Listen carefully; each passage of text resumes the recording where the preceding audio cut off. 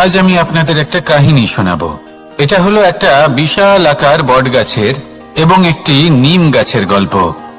এই নিম গাছটা সেই বট গাছের কাছেই অবস্থিত ছিল। একদিন কয়েকজন কাঠুরে বনে প্রবেশ করলেন। তাদের দেখে এই নিম গাছ খুব ভয়ভীত হয়ে পড়ল। ও সেই বট গাছের কাছে সাহায্য চাইল। বলল যে, হে বট গাছ, আমাকে সাহায্য করুন, আপনার এই শাখা প্রশাখা দ্বারা আমাকে ঢেকে রাখুন, যাতে এই কাঠুরেরা আমাকে দেখতে না পান আর আমি বেঁচে যাই। কিন্তু সেই বট গাছ ছিল অসম্ভব অহংকারী। নিজের অহংকারে সে মত্ত হয়েছিল। সে না ওকে উত্তর দিল আর না ওকে সাহায্য করল। সেই কাঠুরেগণ এলেন, নিম গাছটা কাটলেন আর চলে গেলেন। কিছুদিন পরে আবার সেই কাঠুরেগণ সেই বনে এলেন আর এইবার তাদের কুঠার দ্বারা বট গাছে আঘাত করতে শুরু করলেন। এই প্রহার সহ্য করতে করতে বটগাছটি দেখল ও বুঝতে পারল যে সেই কুঠারগুলি নির্মিত হয়েছে সেই নিম গাছের ডাল দিয়েই। এবার এই ভুলটাই বেশিরভাগ মানুষই করে বসেন, বিশেষ করে তখন যখন তার কাছে শক্তি থাকে, সাফল্য আসে।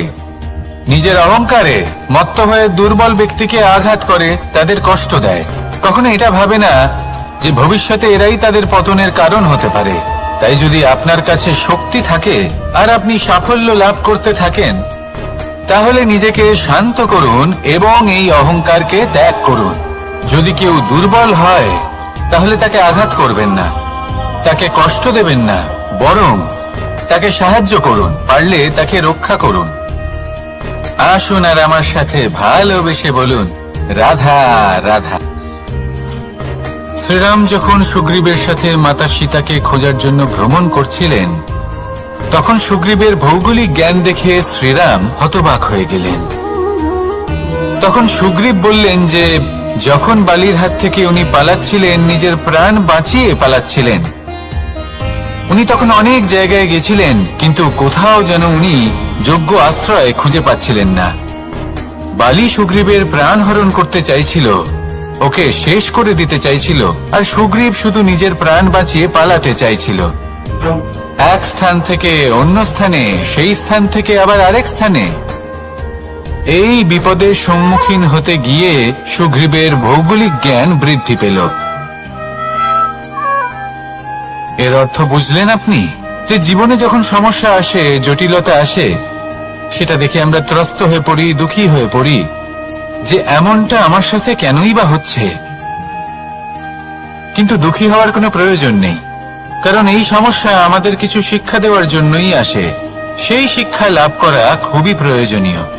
সেই শিক্ষার দিকে নিজের মনোনিবেশ করুন, সেই শিক্ষা আত্মস্থ করুন, জীবনে অগ্রসর হন আর আমার সাথে ভালোবেসে বলুন, রাধা রাধা। আমাদের জীবনে সবসময় এটাই শেখানো হয় যে কখনো কারো নিন্দা করবে না, কিন্তু আজকের দিনে সত্য হলো এটাই যে প্রত্যেক ব্যক্তি কোনো না কোনো সময় কোনো না কোনো মানুষের নিন্দা করেই থাকেন। এবার আপনি কারোর নিন্দা করলে সবসময় এর অর্থ এটা নয় যে আপনার মন মলিন। কখনো কখনো এমন কিছু পরিস্থিতির জন্ম হয়, কিছু ব্যক্তি আমাদের এমন দুঃখ দেন যে সেই দুঃখের বশে আমরা নিন্দা করতে শুরু করি। এবার নিন্দার বিষয়ে এমন এক সত্য আছে যেটা জানা প্রয়োজনীয়, যেটা আমি আপনাকে একটা উদাহরণ দিয়ে বোঝাবো। আপনি কখনো একটা চিত্র অঙ্কন করতে চেষ্টা করবেন, যতক্ষণ না সেই রং আমাদের হাতে লেগে যাচ্ছে ততক্ষণ আমাদের সেই চিত্র পূর্ণই হয় না। এবার এটাই হয় নিন্দার ক্ষেত্রেও। কেউ আপনাকে যতই দুঃখ দিক না কেন, যদি আপনি কারোর নিন্দা করেন, তাহলে কোথাও না কোথাও সেই নেতিবাচক শক্তি অবশ্যই আপনার মধ্যে প্রবেশ করবে। তাহলে সেক্ষেত্রে কি করা যায়? কিভাবে অন্যের নিন্দা করা থেকে নিজেকে বিরত রাখা সম্ভব? একটাই পথ আছে, একটাই বিকল্প আছে, নিজের বিকাশ। নিজের বিকাশের পথে অগ্রসর হতে থাকুন। নিজের কাজে এতটাই নিমজ্জিত হয়ে যান যে কারো নিন্দা করার মতো কোনো সময় যেন আপনার হাতে না থাকে। তাতে আপনার মনও মলিন হবে না, আর জীবনে অনেক দরজা আপনার জন্য খুলে যাবে। আসুন আমার সাথে ভালোবেসে বলুন, রাধা রাধা।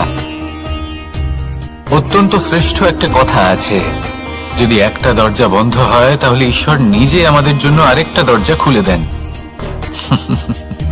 কিন্তু কিছু মানুষ আছেন যারা এটা ভাবেন যে আমার সাথে তো এরকম হলোই না, আমাদের জন্য তো কোনো নতুন দরজা খুললো না, কোনো নতুন পথ আমরা খুঁজে পেলাম না। সেই বিষয়ে আমরা চিন্তা করি, দুঃখ পাই যে এরকম কেন হলো। কখনো কখনো নতুন দরজা উন্মুক্ত হয়, কিন্তু পুরনো যে বন্ধ দরজা আছে তার সামনেই আমরা দুঃখী হয়ে বসে থাকি, আর এমন ভাবে বসে থাকি যে নতুন দরজার দিকে আমাদের চোখই যায় না। কখনো কখনো ঈশ্বর জেনে শুনেই আমাদের জন্য নতুন দরজা, নতুন পথ উন্মুক্ত করেন না, কারণ তিনি চান যে আমরা যেন পরিশ্রম করি, কর্ম করি, নিজেকে আরো বেশি শ্রেষ্ঠ করে তুলি, সক্ষম হই, আর নিজের পথ আমরা নিজেই খুঁজে নিই। কখনো কখনো এমনও হয় যে ঈশ্বর চান যে আমরা যেন সেই পথে চলতে শুরু করে দিই। ভবিষ্যতে গিয়ে ঈশ্বর আমাদের সবকিছুই প্রদান করেন। মনে রাখবেন, যে ব্যক্তি নিজের বাড়িতে এসে নিজের দুঃখ নিয়ে বিলাপ করতে থাকেন, সুখ তার দরজায় পৌঁছে গিয়েও বন্ধ দরজা দেখে ফিরে চলে যায়। তাই দুঃখ আমাদের সকলের জীবনে আছে, কিন্তু সেই দুঃখকে আঁকড়ে ধরে বসে থাকবেন না, তাহলে আপনি আসন্ন সুখও ভোগ করতে পারবেন না। আসুন আমার সাথে ভালোবেসে বলুন, রাধা রাধা। জীবনে কখনো আমরা বিজয়ী হই, কখনো আমরা পরাজিত হই, কখনো সুখ আসে, আবার কখনো দুঃখও আসে। আর যখন দুঃখ আসে তখন আমরা আমাদের এই দুঃখ কারোর সাথে ভাগ করতে চাই। আমরা কারোর সাথে নিজের দুঃখ ভাগ করে নিই, আর সেই ব্যক্তি আমাদের দুঃখ নিয়ে উপহাস করে। তখন আমরা আরো দুঃখী হয়ে যাই। আমরা এই সংসারকে দোষ দিতে থাকি, কিন্তু এতে সংসারের কোনো দোষ নেই। ভুল আপনার যে আপনি কোনো কুপাত্রকে নির্বাচন করেছেন দুঃখ ভাগ করার জন্য। মনে রাখবেন, যদি আপনার শরীরে ক্ষতস্থান তৈরি হয় এবং সেই ক্ষত নিয়ে আপনি প্রত্যেক জায়গায় ঘুরে বেড়ান, প্রত্যেক বাড়িতে আপনি ওষুধ হয়তো নাও পেতে পারেন, কিন্তু সেখানে নুন আপনি অবশ্যই পাবেন। সেই জন্য যখনই দুঃখ পাবেন, শুধু সেই ব্যক্তিদের কথা মনে করুন যারা আপনার দুঃখ, আপনার যন্ত্রণাকে বুঝতে পারবে, যারা আপনার সহায় হবার জন্য প্রস্তুত, আপনাকে সাহায্য করার জন্য প্রস্তুত, আপনার অন্তরকে প্রেরিত করতে প্রস্তুত। তাদের কাছে নয় যারা আপনার দুঃখ নিয়ে উপহাস করে। আসুন আর আমার সাথে ভালোবেসে বলুন, রাধা রাধা। প্রত্যেক মানুষ সাফল্যের শিখরে পৌঁছতে চান, প্রত্যেকেই তার জন্য চেষ্টা করেন, প্রত্যেকেই এটা চান যে নিজের নিজের ক্ষেত্রে আমি সর্বোচ্চ শিখরে পৌঁছব। এবার সব সময় আমাদের প্রতিভা পূর্ণরূপে আমাদের সহায়ক হতে পারে না। কখনো কখনো আমরা সেই কাজ একা করতে পারি না, কখনো কখনো আমাদের সাহায্যের প্রয়োজন পড়ে। আর ঠিক এমন সময় বেশিরভাগ মানুষ ভুল করে ফেলেন। আর ভুল হলো এটাই যে কিছু ব্যক্তি এতটাই তাড়াতাড়ি সাফল্যের শিখরে পৌঁছতে চান যে কারোর হাত ধরে পরবর্তী সিঁড়িতে ওঠার বদলে তিনি কারোর পা ধরে ওপরে যাওয়াটাই শ্রেয় বলে মনে করেন। এবার সাফল্য দুজনেই লাভ করেন, কিন্তু কাহিনীর এখানে সূত্রপাত ঘটে। যে ব্যক্তি কারোর হাত ধরে ওপরে পৌঁছন, সে অন্যের জন্য নিজের হাতটা বাড়িয়ে দেন, তাকে সাহায্য করেন, তাকে প্রেরণা প্রদান করেন। নতুন সম্পর্ক তৈরি হয়, বন্ধুত্বের বৃদ্ধি ঘটে, এবং এই শ্রেষ্ঠ সম্পর্কগুলির সাথে উনি শ্রেষ্ঠ জীবন যাপন করেন। অন্যদিকে সেই ব্যক্তি যে কারোর পা ধরে সাফল্য অর্জন করেছিলেন, সেই ব্যক্তি শুধু একজন দাস হয়ে থেকে যান, শুধু তাকে দেওয়া সমস্ত আদেশ পালন করেন তিনি। তার নিজের কোনো ব্যক্তিত্ব গড়ে ওঠে না। সেই জন্য আপনি যখনই সাফল্যের পথে অগ্রসর হচ্ছেন, তখন পথ নির্বাচন সঠিকভাবে করুন, কারণ সাফল্যের ঊর্ধ্বেও একটি অন্য জীবন আছে। আসুন আমার সাথে ভালোবেসে বলুন, রাধা রাধা। জীবনের আরম্ভ থেকে জীবনের শেষ পর্যন্ত হলো একটা যাত্রা। আর এই যে যাত্রা, সেই যাত্রা পথের মাঝেও আমরা অনেক নতুন যাত্রা নির্ধারিত করি, অন্য অনেক লক্ষ্য লাভ করি। এবার প্রশ্ন হলো যে লক্ষ্য বেশি গুরুত্বপূর্ণ নাকি যাত্রা? কেউ বলবে লক্ষ্য বেশি গুরুত্বপূর্ণ, কারণ তার জন্যই আমরা এই যাত্রা স্থির করি। কেউ বলবে যাত্রা বেশি গুরুত্বপূর্ণ, কারণ এই যাত্রাপথে চলতে চলতে আমরা অনেকগুলো শিক্ষা লাভ করি, কর্ম করার জন্য অনেক দিশা খুঁজে পাই। এবার লক্ষ্য এবং যাত্রা এই দুই গুরুত্বপূর্ণ, কিন্তু আরো একটা তথ্য আছে অত্যন্ত গুরুত্বপূর্ণ, যেটা বুঝে নেওয়া খুব প্রয়োজনীয়। আর সেটা হলো আপনার জীবন সাথী। সেই সাথী যে জীবনের সব পদক্ষেপে আপনার সাথে চলবে, আপনার সাথে থাকবে। সেই ব্যক্তির মধ্যে যদি করুণা থাকে, ভালোবাসা থাকে, তাহলে সে আপনাকে সাহায্য করবে, আপনার জন্য আপনার লক্ষ্য নির্ধারণ করবে, আপনাকে জীবনে একটা উচ্চ স্তরে নিয়ে যাবে। কিন্তু যদি সেই ব্যক্তি এর বিপরীত হন, তাহলে কোথাও না কোথাও তাকে পেতে পেতে, তার সাথে থাকতে থাকতে আপনি নিজের লক্ষ্য ত্যাগ করে দেবেন। তাই পথ এবং লক্ষ্য এই দুই নির্বাচন করুন, কিন্তু যখন আপনি জীবন সাথী নির্বাচন করবেন তখন কিছুটা সাবধানে, না হলে আপনার অভিজ্ঞতা সুখময় নয়, অত্যন্ত দুঃখজনক হতে পারে। আসুন আমার সাথে ভালোবেসে বলুন, রাধা রাধা। সকলের মন আনন্দে ভরিয়ে তোলে কোকিলের মধুর স্বর, কিন্তু এই মধুর স্বর আমরা বর্ষাকালে শুনতে পাই না কেন?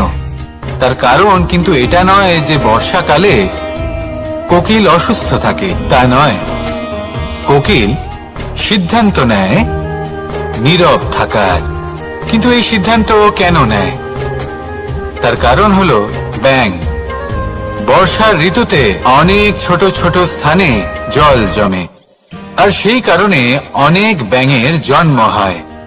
এবার ওই ব্যাঙগুলোর ধ্বনি এতটাই প্রবল হয় যে তাদের মাঝে এই কোকিল যতই মধুর সুরে ডাকুক না কেন, তার স্বর আমাদের কানে পৌঁছবে না।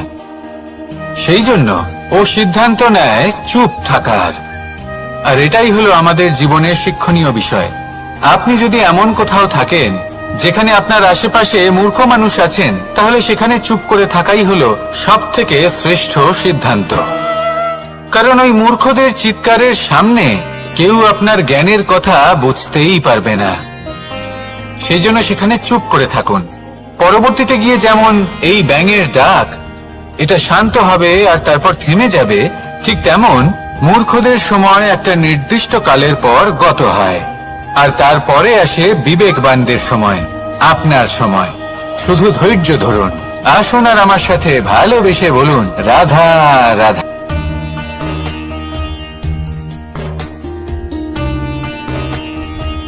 সত্য, এই সত্য আসলে কি? কেউ বলবেন যা অসত্য নয় তাই হলো সত্য, কেউ বলবেন সেটা যার ভিত্তিতে আমরা বেঁচে আছি তাই হলো সত্য। কিন্তু সত্য আসলে কি? তার থেকেও বেশি গুরুত্বপূর্ণ হলো এটা বুঝতে পারা যে সত্যের ব্যবহার কিভাবে করা উচিত। যদি আপনার কাছে সত্য থাকে বা আপনি সত্য জেনে থাকেন আর আপনি তার ব্যবহার করেন, সদ্ব্যবহার করেন সংসারের জন্য, তাহলে আপনি এই সমস্ত সংসারের অনেক ঊর্ধ্বে চলে যাবেন।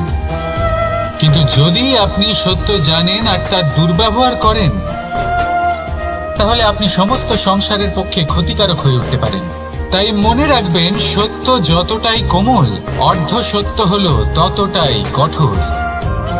এই অর্ধ সত্য সমস্ত সংসারের বিনাশ ঘটাতে পারে। সেই জন্য জীবনে সত্যের বিষয়ে সম্পূর্ণ সত্য জানতে শিখুন। এ হলো অত্যন্ত গুরুত্বপূর্ণ। এই সত্য তার নিজস্ব দাবি হলো আপনি সাবধানে থাকুন। তাহলে আসুন আর আমার সাথে ভালোবেসে বলুন, রাধা রাধা। পঞ্চমহাভূত জীবন রচনায় এর অবদান অনস্বীকার্য। এই পঞ্চমহাভূত আসলে কি? জল, বায়ু, অগ্নি, মাটি আর আকাশ। এবার শুধুমাত্র জীবন রচনায় এর অবদান আছে তা নয়, শুধু শরীর রচনাতে এর যোগদান আছে তা নয়, বরং এরা হলো আমাদের জীবনের সবথেকে বড় শিক্ষক। এবার আপনারা সকলে চমকে যাবেন, হয়তো আপনারা এই দৃষ্টিভঙ্গি দিয়ে কখনো দেখেননি। আমি আজ আপনাদের বোঝাবো। এদের মধ্যে সবথেকে বড় তত্ত্ব জল। এ আমাদের কি শেখাচ্ছে?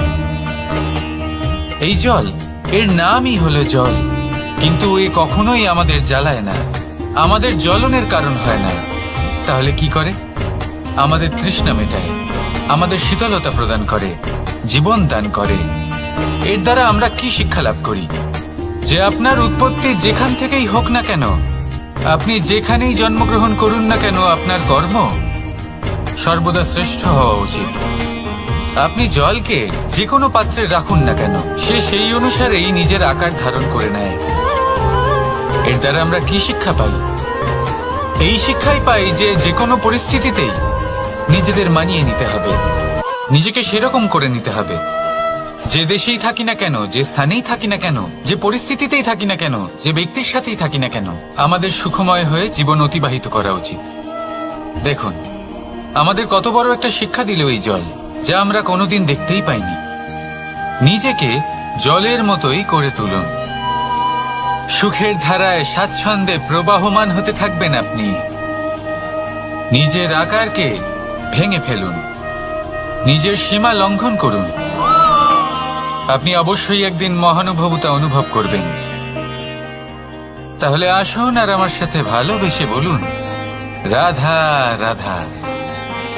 জীবনের পঞ্চমহাভূতের দ্বিতীয় তত্ত্ব হল মাটি, ভূমি, ধরা, যে ধারণ করে, যা আমাদের সকলকে ধারণ করে, ভালো হোক বা মন্দ, নিজের কর্তব্য পালন করে। আর এটাই শিক্ষা আমাদের জন্য। আমাদেরকেও আমাদের সকল কর্তব্য পালন করতে হবে, তা সে আমাদের নিজেদের প্রতি হোক, আমাদের পরিবারের প্রতি হোক, সমাজের প্রতি হোক বা ঈশ্বরের প্রতি। এই শিক্ষা আমাদের মাটি দিয়ে থাকে। এ আমাদের পদতলে পিষ্ট হয়েও তার বদলে আমাদের বনস্পতি প্রদান করে। অগ্রসর হতে পদক্ষেপ নেওয়ার সময় আমরা পা দিয়েই ধরিত্রীকে পিছনে ঠেলি, কিন্তু এই মাটি আমাদের ঘৃণা করে না। সে আমাদের পরবর্তী পদক্ষেপের জন্য অপেক্ষা করে আর স্বাগত জানায়। আর হয়তো সেই জন্যই এই ধরাকে আমরা ধরিত্রী মাতা বলে থাকি। আর তাই এই পদবি, এই সম্মান, এই ভালোবাসা, এর আকার বা এর ভারের জন্য একে প্রদান করা হয় না, প্রদান করা হয় এর স্বভাবের কারণে। আপনিও যদি ধরিত্রীর মতো হতে পারেন, যদি আপনিও নিজের সকল কর্তব্য পালন করেন, বিশ্বাসের সাথে তা স্বীকার করে নিতে পারেন, যদি অন্য কারোর সাফল্যেও আপনি প্রসন্ন হতে শিখতে পারেন, যদি আপনি একটু কষ্ট সহ্য করে অন্য কাউকে প্রসন্নতা প্রদান বা অন্য কাউকে সেবা করতে পারেন, তাহলে আপনিও মাটির মতোই মহান হয়ে উঠতে পারবেন। তাহলে আসুন আর আমার সাথে ভালোবেসে বলুন, রাধা রাধা।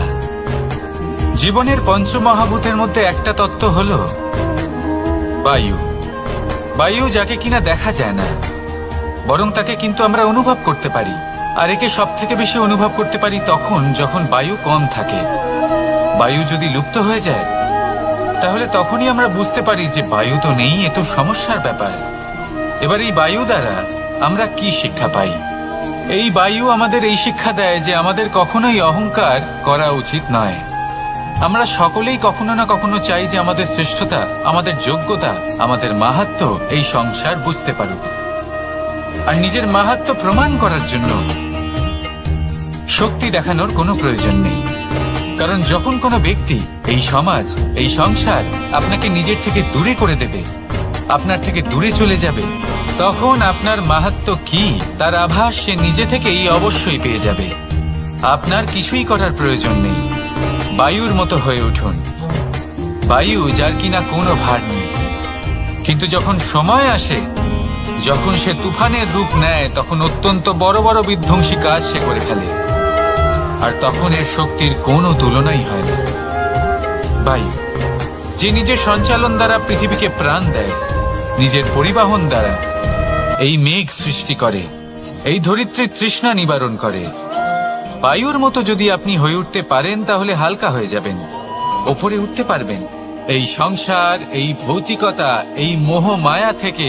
আর তখন আপনি বুঝতে পারবেন যে প্রেম কাকে বলে। তখন আপনি বুঝবেন যে দান করাই হলো জীবন। তাহলে আসুন আর আমার সাথে ভালোবেসে বলুন, রাধা রাধা। জীবনের পঞ্চমহাভূতের মধ্যে একটা তত্ত্ব হলো আকাশ। আকাশ যা কিনা নিরাকার, যার কোনো আকার নেই। আকাশ যা হলো অনন্ত, আর আমাদের সবসময় মনে হয় যে এই আকাশ আমাদের সাথে জড়িয়ে রয়েছে। কেন? এবার এই আকাশ আমাদের জন্য কি না করে। আকাশ আমাদের ওড়বার স্বাধীনতা দেয়। আকাশ মেঘকে ধারণ করে যাতে আমাদের তৃষ্ণা মিটতে পারে।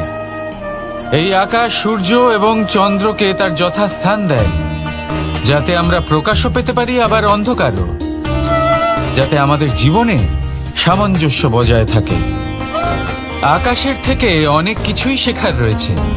যদি আমরাও আকাশের মতো হতে পারি, আমাদের আপনজনদের সেই স্বাধীনতা দিতে পারি যাতে তারা উঠতে পারেন, যাতে তারা নিজেদের স্বপ্ন পূরণ করতে পারেন, যার ফলে তারা নিজেরাই এই জীবনকে অনুভব করতে পারেন, নিজের পায়ে দাঁড়াতে পারেন, তাহলে ভাবুন আমাদের অস্তিত্ব কতটা বড় হয়ে যাবে।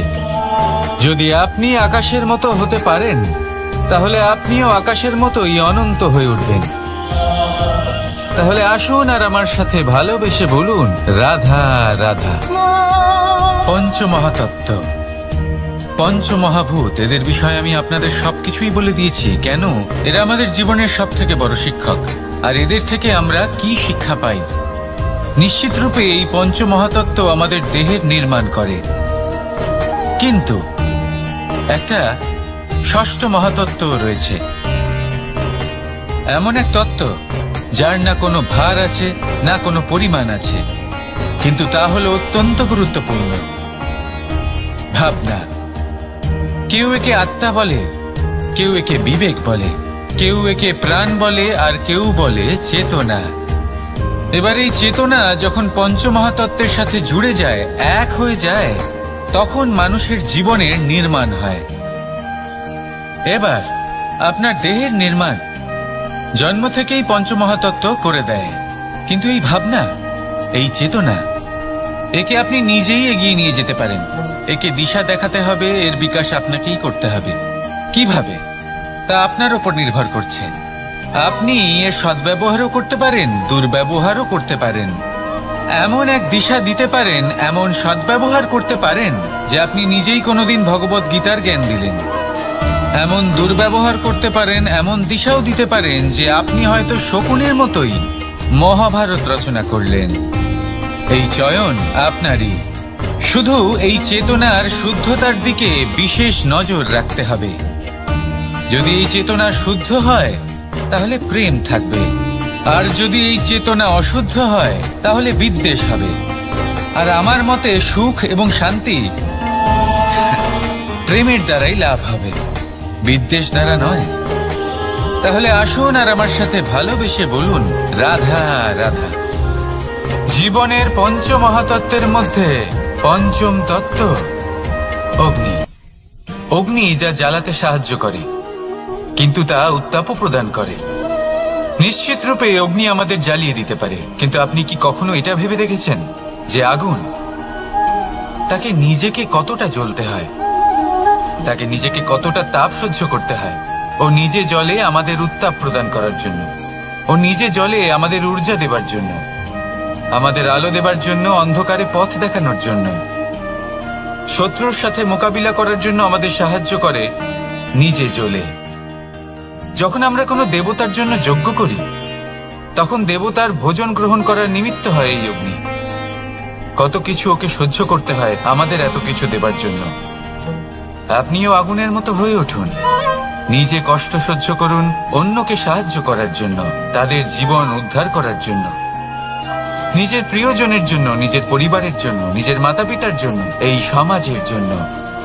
নিজে কষ্ট সহ্য করুন, প্রকাশের কেন্দ্রবিন্দু হয়ে উঠুন, আর সকলকে পথ প্রদর্শন করুন, সবাইকে পথ দেখান।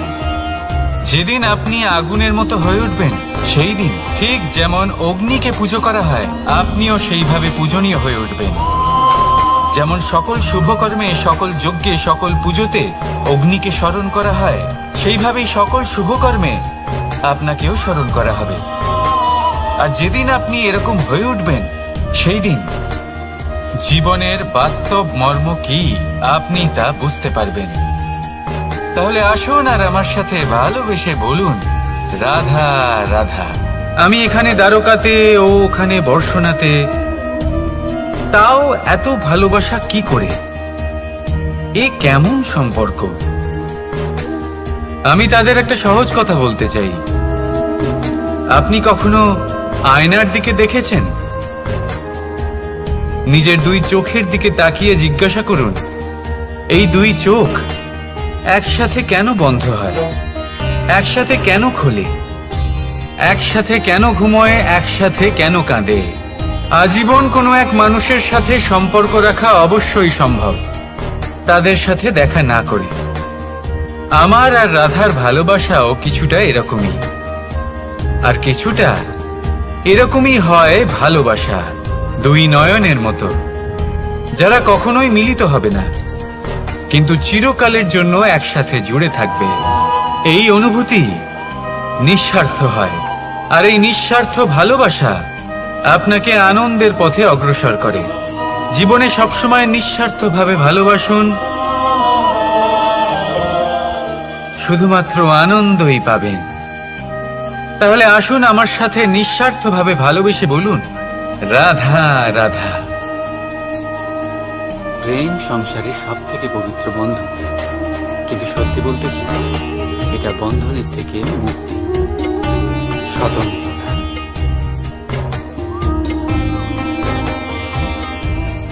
বুঝলেন? বোঝাচ্ছি বোঝাচ্ছি। যদি কেউ আপনার প্রেম অস্বীকার করে, যদি কেউ আপনার প্রেম বুঝতেই না পারে, তাহলে কি হবে? কেউ উদাস হয়ে যায়, কেউ কেউ ছলনা করে প্রেম পেতে চায়, আর কেউ বল প্রয়োগ করে। প্রেম কোনো বস্তু নয়, না রাজ্য না ধন, যেটা আপনি বল প্রয়োগ করে নিজের বশে আনেন। প্রেম হলো সেই শক্তি যেটা আপনার সমস্ত বন্ধন খুলে দিতে পারে, কিন্তু নিজে কোনো বন্ধনে আটকা পড়ে না। তাই যাকেই আপনি ভালোবাসেন তাকে স্বতন্ত্র ছেড়ে দিন, কারণ স্বতন্ত্রতাই সেই গুণ যা প্রত্যেক প্রাণীর সবচেয়ে প্রিয়। প্রেম যদি সত্যি হয়, তাহলে সে অবশ্যই বুঝতে পারে। ততদিন নিঃস্বার্থভাবে প্রেম করে যান। একদিন দ্বার খুলে যাবে, আর প্রেম প্রবেশ করবেই, আর মন সুপ্রসন্ন হয়ে বলবে, রাধা। কখনো কখনো আপনার মনে এই প্রশ্ন নিশ্চয়ই আসে যে এই প্রেম কি, কিভাবে বোঝা যায় এই প্রেম? উত্তর বড়ই সহজ। যতক্ষণ না আপনি প্রেম করবেন, ততক্ষণ আপনি প্রেম বুঝতেই পারবেন না। যদি রত্ন হয়ে মুকুটে সজ্জিত থাকতে হয়, তাহলে হীরেকে কাটার কষ্ট অবশ্যই সহ্য করতে হবে। প্রেমের সঠিক অর্থ বুঝতে গেলে মোহকে ত্যাগ করে আত্মসমর্পণ করতেই হবে।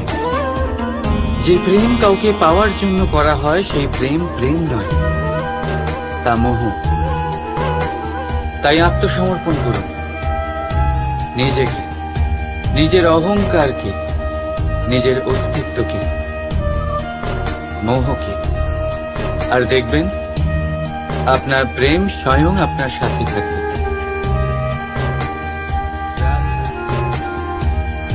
আমরা সকলেই মনে করি যে আমাদের জীবনে কখনো কখনো কোনো না কোনো স্থানে প্রেম হয়েই থাকে।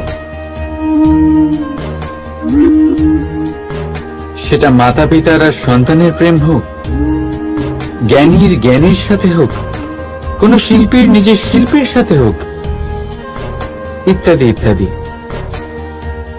কিন্তু বাস্তবে এটা কি সত্যি প্রেম? মোহ তো হতে পারে। এবার আপনারা জিজ্ঞেস করবেন, প্রেম আর মোহর মধ্যে পার্থক্য কি? পার্থক্য হলো বন্ধনের। যা আপনাকে বাঁধে তা হলো মোহ, প্রেম নয়। প্রেম সেটাই যা আপনাকে মুক্ত করে উন্নয়নের দিকে পাঠায়। চলুন আপনাকে একটা উদাহরণ দিই। কিছু মাতা পিতা নিজের সন্তানকে কোনো অন্য নগরীতে পড়তে পাঠাতে পারেন না, নিজের সন্তানকে তার বন্ধুদের সাথে খেলতে দিতে পারেন না। চিন্তা করেন যে তাদের সন্তানের যাতে কষ্ট না হয়, আর তাই জন্য তাদের বেঁধে রাখেন। এটা প্রেম নয়, এটা মোহ। কারণ যদি এটা প্রেম হতো, তাহলে ওনারা চাইতেন যে সন্তান মাতা পিতার আশ্রয় থেকে বেরিয়ে এই সংসারকে দেখুক, তাকে বুঝুক, আর তার থেকে জ্ঞান অর্জন করুক, নিজের অভিজ্ঞতার থেকে শিক্ষা নিয়ে নিজের একটা ব্যক্তিত্ব বানাক। মনে রাখবেন, মোহ থেকে ভয় জন্ম নেয়, আর প্রেম থেকে শুধুই আনন্দ। সেই কারণে বাঁধবেন না, মুক্ত করুন, কারণ এটাই প্রেম। রাধা রাধা। আমার অনেকগুলো নাম আছে, আর তাদের মধ্যে একটি হলো যুদ্ধ বিমুখ। এই কথা আপনারা সবাই জানেন। দাদাও আমাকে বলেছেন যে তুমি এরকম কিভাবে যুদ্ধক্ষেত্র থেকে মুখ ঘুরিয়ে পালাতে পারো কানাই। দেখুন, যেটা সময়ের দাবি ছিল আমি সেটাই করেছি। যদি আমি রণভূমি ত্যাগ করে না পালাতাম, তাহলে কে জানে কত সৈনিক নিজেদের প্রাণ হারাতেন, কে জানে কতগুলি পরিবার নিজেদের বাঁচার আশা হারাতেন, কে বলতে পারে হয়তো কত প্রাণী এই সংসার ত্যাগ করতেন। আর তাই কখনো কখনো যুদ্ধ বিমুখ হওয়াই শ্রেয়। কখনো জীবনের ক্ষেত্রেও এটা প্রযোজ্য। যদি দূরে চলে গেলে আপনার সম্ভাবনা বৃদ্ধি পায়, তাহলে দূরে চলে যান।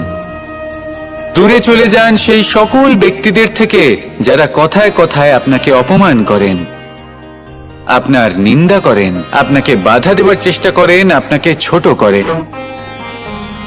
কারণ তাদের সাথে থেকে, সেই সকল ব্যক্তিদের সাথে থাকলে যারা আপনার মূল্য বোঝেন না, আপনি নিজের আত্মসম্মান, নিজের আত্মবিশ্বাস, নিজের ব্যক্তিত্বকে নত করে ফেলবেন। দূরে চলে যান সেই সকল সংঘর্ষ থেকে, সেই সকল পরিস্থিতি থেকে যাদের সম্মুখীন হয়ে আপনি কোনো পরিণামেই পৌঁছতে পারবেন না। যদি আপনি এইভাবে যুদ্ধ বিমুখ হয়ে উঠতে পারেন, যদি এই প্রবৃত্তি আপনি নিজের মধ্যে জাগ্রত করতে পারেন, তাহলে আপনার সামনে সেই যুদ্ধ চলে আসবে যাতে বিজয় লাভ করে আপনি নিজের অস্তিত্ব খুঁজে পাবেন। আর সেটাই হলো সবথেকে বড় জয়লাভ। আসুন আমার সাথে ভালোবেসে বলুন, রাধা রাধা। মানুষ একটা অত্যন্ত শ্রেষ্ঠ কর্ম করতে পারেন, সেটা হলো ভুলে যেতে পারা। আর সেটা বরদানের চেয়ে কম কিছু নয়। মানুষকে যখন কোনো কারণে নিজের প্রিয়জনদের থেকে দূরে যেতে হয়, তখন মনে দুঃখ জাগ্রত হয়। তিনি সেই দুঃখকে ভুলতে পারেন। কখনো কোনো সম্পর্ক থেকে যদি দুঃখ পেয়ে থাকেন, তখন সেই দুঃখকে ভুলতে পারেন। কিন্তু এই সংসারের প্রত্যেক আবেগ, প্রত্যেক বস্তু ভুলে যাওয়া উচিত নয়। বিশেষ করে আমাদের প্রিয়জন, আমাদের পরিবারের সদস্য। যখন এই সংসার থেকে ওনারা চলে যান, তখন যে সৎকর্ম ওনারা করেছেন, যে প্রেরণা ওনারা আমাদের প্রদান করেছেন, কখনো ভুলে যাওয়া উচিত নয়। যখন আপনি কোনো উঁচু স্থানে পৌঁছে যান, আপনি সাফল্য লাভ করেন, তখন সেই সকল বন্ধুদের ভোলা উচিত নয় যারা আপনার সাথে আরম্ভ থেকে ছিল, যারা সব সময় আপনাকে সাহায্য করেছে। আর সবথেকে গুরুত্বপূর্ণ কথা, আপনার বয়স যতই বৃদ্ধি পাক না কেন, মাতা পিতাকে কখনো ভুলবেন না। আপনি যতই বড় হন না কেন, আপনি তাদের সন্তানই থাকবেন। অভিজ্ঞতার দিক থেকে ওনাদের থেকে ছোটই থাকবেন। তাই সবসময় নিজের মাতা পিতাকে নিজের সাথে রাখুন, কখনো তাদের ভুলবেন না। সেই সকল ব্যক্তিদের ভুলে যাবেন না যারা দুঃখের দিনে আপনার সাথে ছিল, তবেই জীবনে সুখ পাবেন। আসুন আর আমার সাথে ভালোবেসে বলুন, রাধা রাধা। এই সংসারে সব থেকে বড় ব্যক্তি কে? আপনি বলবেন, এই কেমন ধরনের প্রশ্ন? কিন্তু এটা হলো সব থেকে উচিত প্রশ্ন। কেউ এর উত্তর দেবে যে সেই মহাপ্রতাপী রাজা, তিনি হলেন সব থেকে বড় ব্যক্তি, সেই বড় রাজনীতিবিদ, তিনি সব থেকে বড় ব্যক্তি। আমি আপনাকে জানাই যে সংসারের সব থেকে বড় ব্যক্তি হলেন তিনি, যার সাথে দেখা করলে আপনি নিজেকে ছোট মনে করবেন না। কোন ব্যক্তি যিনি সব থেকে বেশি শক্তিশালী, আপনি যদি তার সামনে যান, তাহলে উনি আপনার অন্তরের শক্তিকে বাইরে বের করে আনবে, আপনার অন্তরে লুকিয়ে থাকা শক্তিকে জাগ্রত করতে প্রেরণা প্রদান করবে। তিনি হলেন বড় ব্যক্তি, তিনি হলেন মহান ব্যক্তি। তিনি নন যিনি নিজের বল এবং ঐশ্বর্য দ্বারা আপনাকে তার সামনে ছোট প্রমাণ করবেন। এবং সেই জন্য মহাদেব আমার আরাধ্য হলেন আমার খুব প্রিয়। কারণ রাজা হোক বা ফকির, কেউ যদি ওনার সামনে যান তাহলে সে নিজেকে ছোট মনে করেন না। আপনিও যদি জীবনে অনেক বড় হতে চান তাহলে কাউকে কখনো নিজেকে ছোট মনে করতে দেবেন না। তার অন্তরে বড় হয়ে ওঠার প্রেরণা প্রদান করুন। আসুন আমার সাথে ভালোবেসে বলুন, রাধা রাধা। এই সংসারের একটা নিয়ম আছে, বা বলতে পারেন লোকে তাই বলে, যে শক্তিশালী হয় সে শক্তিহীনকে নত করে দেয়। এমনটাই হয়, তাই না? আবশ্যক নয়, কখনো কখনো এমনও হয় একজন অসমর্থ ব্যক্তি সমর্থ ব্যক্তিকে নত করে দেন। এটা সম্ভব, এও হতে পারে। আর এটা তখন হতে পারে যখন তার মধ্যে ভালোবাসার শক্তি থাকে। ভালোবাসার শক্তি এই সংসারে সবথেকে বড় শক্তি হয়। এই ভালোবাসার শক্তি দ্বারাই নির্ধন সুদামা আমাকে দিয়ে নিজের পা ধুইয়ে নিল, কিছু না বলেই, কিছু না চেয়েই। এই কর্মের আধার ছিল শুধুমাত্র ভালোবাসা। খুব শক্তিশালী হয় এই ভালোবাসা। ভালোবাসার শক্তি দ্বারাই আপনি হিমালয় পর্বতকে নত করতে পারেন, তাহলে কি অসম্ভব হতে পারে? এই ভালোবাসার শক্তির সঞ্চার করুন, আর এই ভালোবাসার সাথেই বলুন, রাধা রাধা। মানুষের জীবনে স্বচ্ছতার একটা আলাদা গুরুত্ব আছে।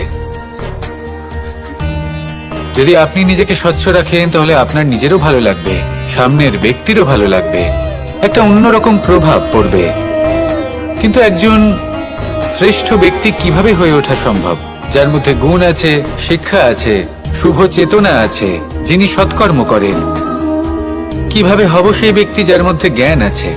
শুধুমাত্র স্বচ্ছ থাকলে তো তা হওয়া সম্ভব নয়। প্রথমে আপনাকে বুঝতে হবে যে মানুষের মধ্যে 4টি মূল তত্ত্ব আছে। প্রথম হলো তার শরীর, যার দ্বারা উনি যে কোনো কর্ম করে থাকেন। দ্বিতীয় তত্ত্ব হলো তার মন, যার দ্বারা কোনো কর্ম করার জন্য সে নিজেকে প্রেরণা দিতে থাকে। তৃতীয় তত্ত্ব হলো বুদ্ধি, যে কর্ম আমরা করতে চাই, যে লক্ষ্যে আমরা পৌঁছতে চাই, সেটা আমরা কিভাবে কোন পথে করব সেটা স্থির করা যায় বুদ্ধি দিয়ে। আর চতুর্থ তত্ত্ব হলো আত্মা। আত্মা হলো এমন এক তত্ত্ব যার কোনো সমাপ্তি নেই। আত্মা হলো অজয়। কিন্তু এরও শুদ্ধিকরণের প্রয়োজন হয়। এই 4টি তত্ত্বের শুদ্ধিকরণ করতে থাকুন, এদের নির্মল রাখুন, শুদ্ধ রাখুন। এবং এটা কিভাবে হবে? শুভ চেতনা দ্বারা, জ্ঞানের দ্বারা, এবং সব থেকে বেশি গুরুত্বপূর্ণ প্রেমের দ্বারা। আসুন আমার সাথে ভালোবেসে বলুন, রাধা রাধা। জল এই সংসারের সমস্ত প্রধান তত্ত্বের মধ্যে একটি। এই জল যে কোনো জ্বালা দূর করে, আগুনকে নিভিয়ে দেওয়ার ক্ষমতা রাখে, অবিরল অবিচল ভাবে প্রবাহিত হতে পারে, একে কেউ বাধা দিতে পারে না। এর পথে বাধা সৃষ্টি করলে নিজের পথ নিজেই খুঁজে নেবে, বা সে নিজেই নিজের পথ বানিয়ে নেবে, কিন্তু কখনো থামবে না। এই জল হলো মহান, আর এর একটা মহান গুণ আছে, এর নিজস্ব কোনো রং নেই। কিন্তু যখন মেঘ থেকে বৃষ্টিরূপে পৃথিবীতে ঝরে পড়ে, তখন সমস্ত সংসারকে রঙিন করে তোলে। যেখানে খরা হয়েছে সেখানে শ্যামল করে তোলে। যে স্থান শ্যামল সেখানে ভিন্ন ভিন্ন প্রকারের পুষ্প ফুটিয়ে তোলে। এই জল, এই জলের মতন আমাদের হতে হবে। ওর যেমন কোনো রং নেই, আমাদেরও যেন কোনো অহংকার না থাকে। শুধু কর্মের এই ধারাতে বইতে থাকুন, এই সংসারের মঙ্গল করতে থাকুন, শ্রেষ্ঠ কর্ম করতে থাকুন। এই সংসারকে এটা বলার কোনো প্রয়োজন নেই যে আপনি কে। আপনি যদি কর্ম করতে থাকেন তাহলে এই সংসার নিজে থেকেই আপনার মূল্য জানতে পারবে, আর তখন এই মন প্রসন্ন হয়ে বলবে, রাধা রাধা। একদিকে হলো আঙুর আর অন্যদিকে কিশমিশ।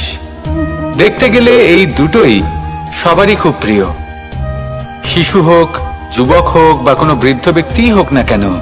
আর দেখতে গেলে এই কিশমিশ এটা আঙুর থেকেই আসে, তারই অন্য একটি রূপ।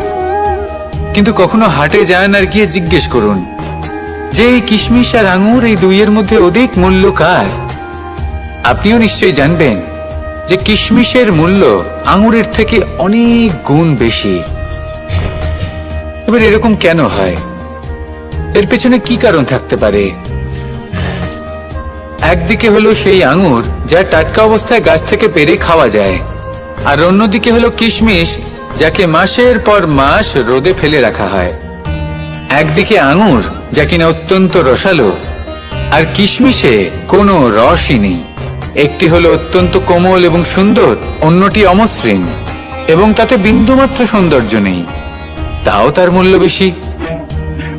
এসব কেন হয়? এই কারণেই হয় কারণ সেই আঙুর অনেক মাস পর্যন্ত রোদ সহ্য করে থাকে, কষ্ট সহ্য করে থাকে, তবেই সেই আঙুর কিশমিশে পরিণত হয়।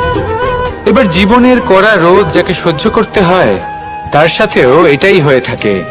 তারও মূল্য আপনা থেকেই বৃদ্ধি পায়।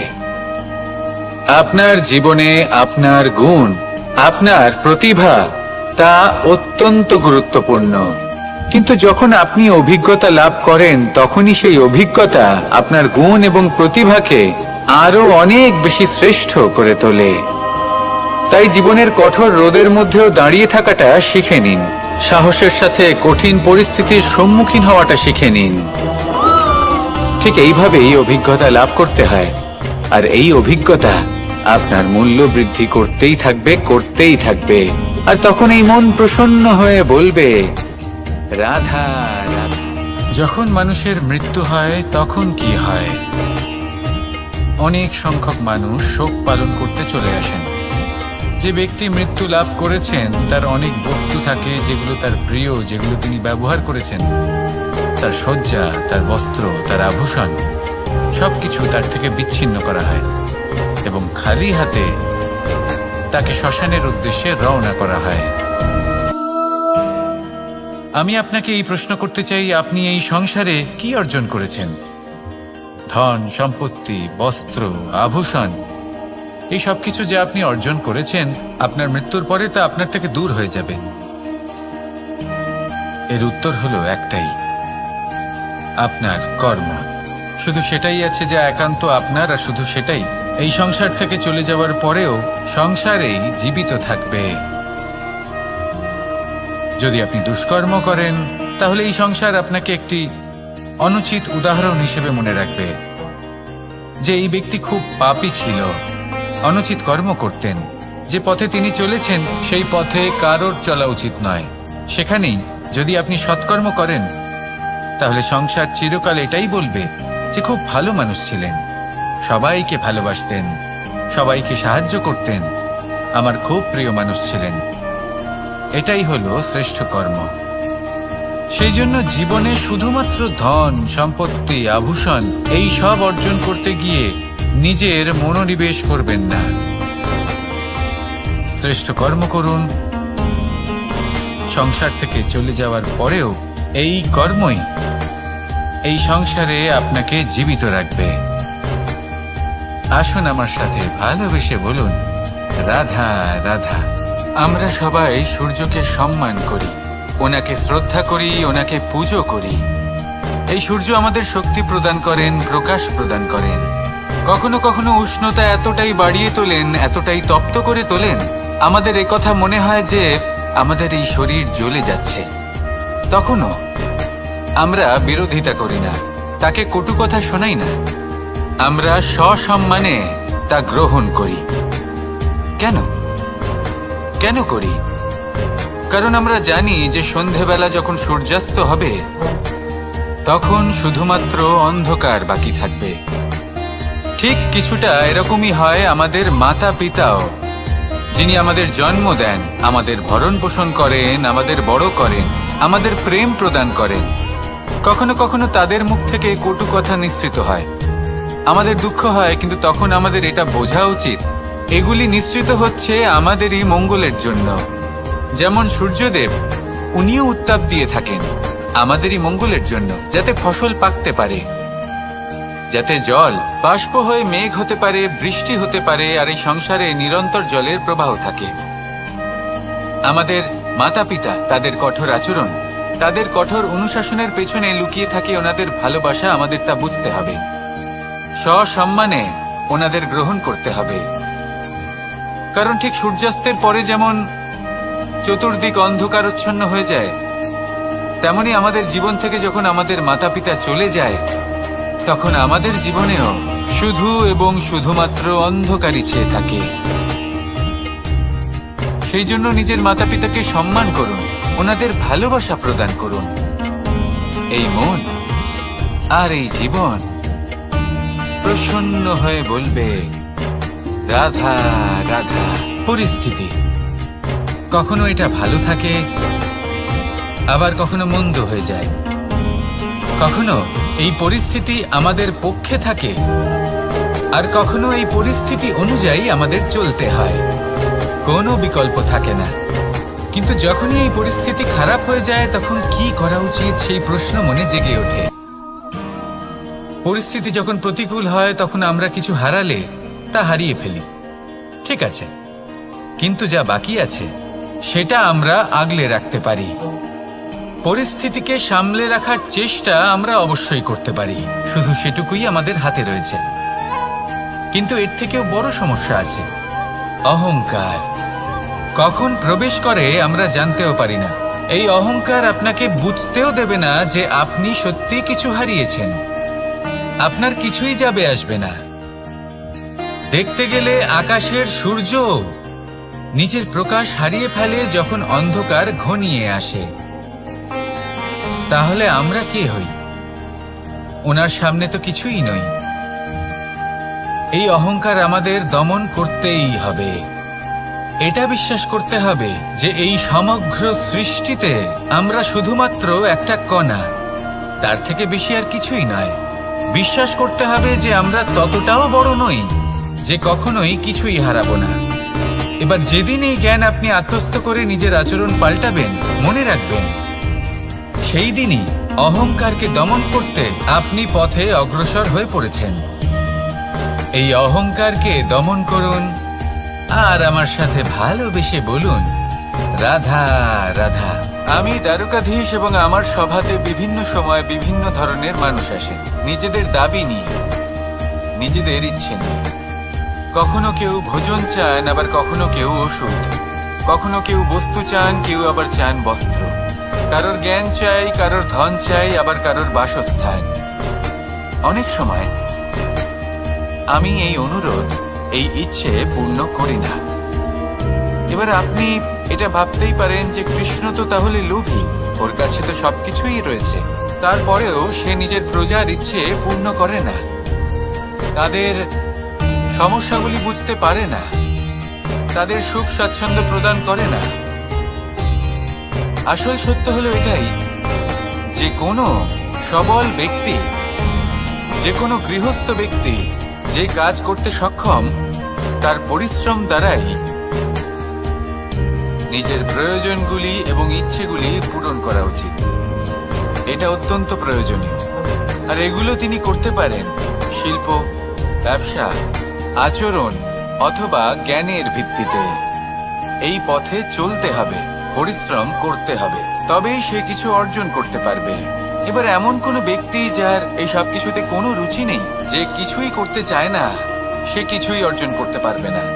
এবার এরকম কোনো ব্যক্তিকে যদি আমি কোনো বস্তু প্রদান করি, তাহলে কি হবে? সে পরাধীন হয়ে যাবে, আর সেটা উচিত হবে না। তাহলে কি করা উচিত? তাকে পথ দেখানো, তাকে বোঝাতে হবে যে কোন পথে চলে তুমি নিজের লক্ষ্য প্রাপ্ত করতে পারবে। শিল্প, জ্ঞান, আচরণ এবং ব্যবসা, এই পথে কিভাবে চলে সেটা শেখাতে হবে। আর আমি সেটাই করি। তার ফলে কি হয়? ব্যক্তি স্বাধীন হয়ে যায়। সংসারে সে যা চাইবে তাই প্রাপ্ত করতে পারবে, কখনো কারোর থেকে কিছু চাইবার প্রয়োজন পড়বেই না। এই কথাটা সবসময় মনে রাখবেন। যখনই দান করবেন তা ভাবনা চিন্তা করে এমন ভাবে দান করবেন যাতে সামনের ব্যক্তি স্বাধীন হতে পারে, পরাধীন নয়। আসুন আমার সাথে ভালোবেসে বলুন, রাধা রাধা। এই জীবন কিভাবে বদলানো সম্ভব? কিছু মানুষ বলেন যে নিরন্তর কাজ করলে, পুরুষার্থ পালন করলে এই জীবন বদলে ফেলা সম্ভব। আজ আমি আপনাকে বোঝাবো যে এক মুহূর্ত, সময় আর সিদ্ধান্ত কতটা গুরুত্বপূর্ণ হয়। এক মুহূর্তই যথেষ্ট। একটা মুহূর্ত এত শক্তিশালী হতে পারে যে তা আপনার সমগ্র জীবন পাল্টে দিতে পারে। এমন এক সময় ছিল শ্রীরামের কাছে, যখন ওনাকে সিদ্ধান্ত নিতে হয় যে উনি নিজের পিতার আদেশ পালন করতে বনবাসে যাবেন নাকি যাবেন না। উনি সেই আদেশ পালন করেছিলেন, তারপর সময় অনুসারে উপযুক্ত সিদ্ধান্ত নিলেন। আর আজ সকলের মনে বসবাস করেন শ্রীরাম। আর অন্যদিকে আছে রাবণ। ওনার কাছে একটা সময় ছিল, একটা সুযোগ ছিল নিজের প্রারব্ধকে শুভ করে তোলার। উনি ভুল করলেন আর মৃত্যু লাভ করলেন। নির্বাচন সবসময় আপনার হাতে, শুধু আপনাকে সময়কে বুঝতে হবে, সেই মুহূর্তকে বুঝতে হবে আর উচিত সিদ্ধান্ত নিতে হবে, ব্যাস। বুঝতে শিখুন এই সময়ের দাবি কি, বুঝতে শিখুন এই সময়ের ইচ্ছে কি, আর উচিত সিদ্ধান্ত নিন। আর আমার সাথে ভালোবেসে বলুন, রাধা রাধা। জ্ঞান এবং অহংকার, এই দুইয়ের মধ্যে সম্পর্ক কোথায়? সম্পর্ক ঠিক সেরকম যেরকম হাত এবং কাকনের, যেমন চোখ এবং দৃষ্টির সম্পর্ক। এবার আপনি বলবেন, এ আমি কি বলছি? জ্ঞান এবং অহংকারের এমন সম্পর্ক কি করে হতে পারে? দেখুন, যে ব্যক্তি জ্ঞানী, যার কাছে জ্ঞান রয়েছে এবং তিনি জানেন যে তার কাছে জ্ঞান রয়েছে, তার মধ্যে নিজে থেকেই অহংবোধ জাগ্রত হয়। খুব কম সংখ্যক এমন জ্ঞানী ব্যক্তি আছেন যারা নিজেদের অহংকারের বিষয়ে আঁচ করতে পারেন। প্রকৃত জ্ঞানী হলেন তিনি, যিনি নিজের জ্ঞানের সদ্ব্যবহার করে অহংকারকে দূর করেন। উচিত সময় বুঝে যান, নিজের অন্তর যাচাই করে এই বিষয়টা দেখেন যে তার অন্তরে অহংবোধ জাগ্রত হচ্ছে এবং নিজেকে সেখানেই থামিয়ে দেন, যাতে অহংকারের পথে তিনি অগ্রসর না হয়ে যান। এই অহংকার কখন উচিত, কখন অনুচিত, কখন প্রয়োগ করা উচিত, উচিত নয়, কখন বাধা দেওয়া উচিত, এটা শেখা অত্যন্ত প্রয়োজনীয়। আর যদি এটা আপনি শিখতে পারেন, তাহলে আপনি একজন জ্ঞানীও হয়ে উঠবেন এবং সুখীও থাকবেন। তাই মনে রাখবেন, এই জ্ঞান নিয়ে কখনোই অহংকার করবেন না, বরং সবসময় নিজের অহংবোধের বিষয়ে প্রকৃত ধারণা রাখবেন। আসুন আমার সাথে ভালোবেসে বলুন, রাধা রাধা। আমাদের জীবনে 7 ধরনের সুখ আছে, আর সেগুলো লাভ করার জন্য আমরা অত্যন্ত প্রচেষ্টা করি। কিন্তু কোনো প্রচেষ্টা করার পূর্বে তা কিভাবে করব সেটা বোঝা খুব প্রয়োজন, আর সেখানেই আমরা ভুল করে থাকি।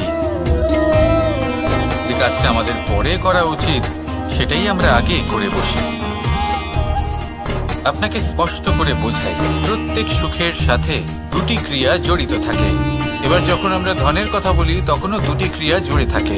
প্রথম ক্রিয়া হলো ধন অর্জন করা, দ্বিতীয় ক্রিয়া হলো ধনের ব্যবহার করা।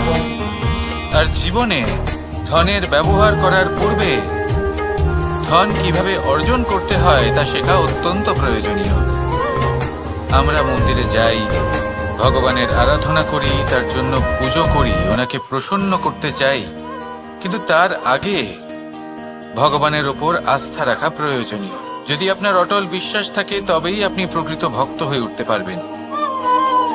এবার যদি আপনি বক্তা হয়ে থাকেন, শ্রেষ্ঠ বক্তা হতে চান, এই সংসারের সামনে নিজের বক্তব্য রাখতে চান, তাহলে কথা বলার পূর্বে কথা শুনতে শিখুন, তবেই আপনি একজন শ্রেষ্ঠ বক্তা হয়ে উঠতে পারবেন। জীবনে সম্পর্ক স্থাপন করার আগে সম্পর্ক বজায় রাখতে শিখুন, তবেই আপনি একজন প্রকৃত সাথী হয়ে উঠবেন।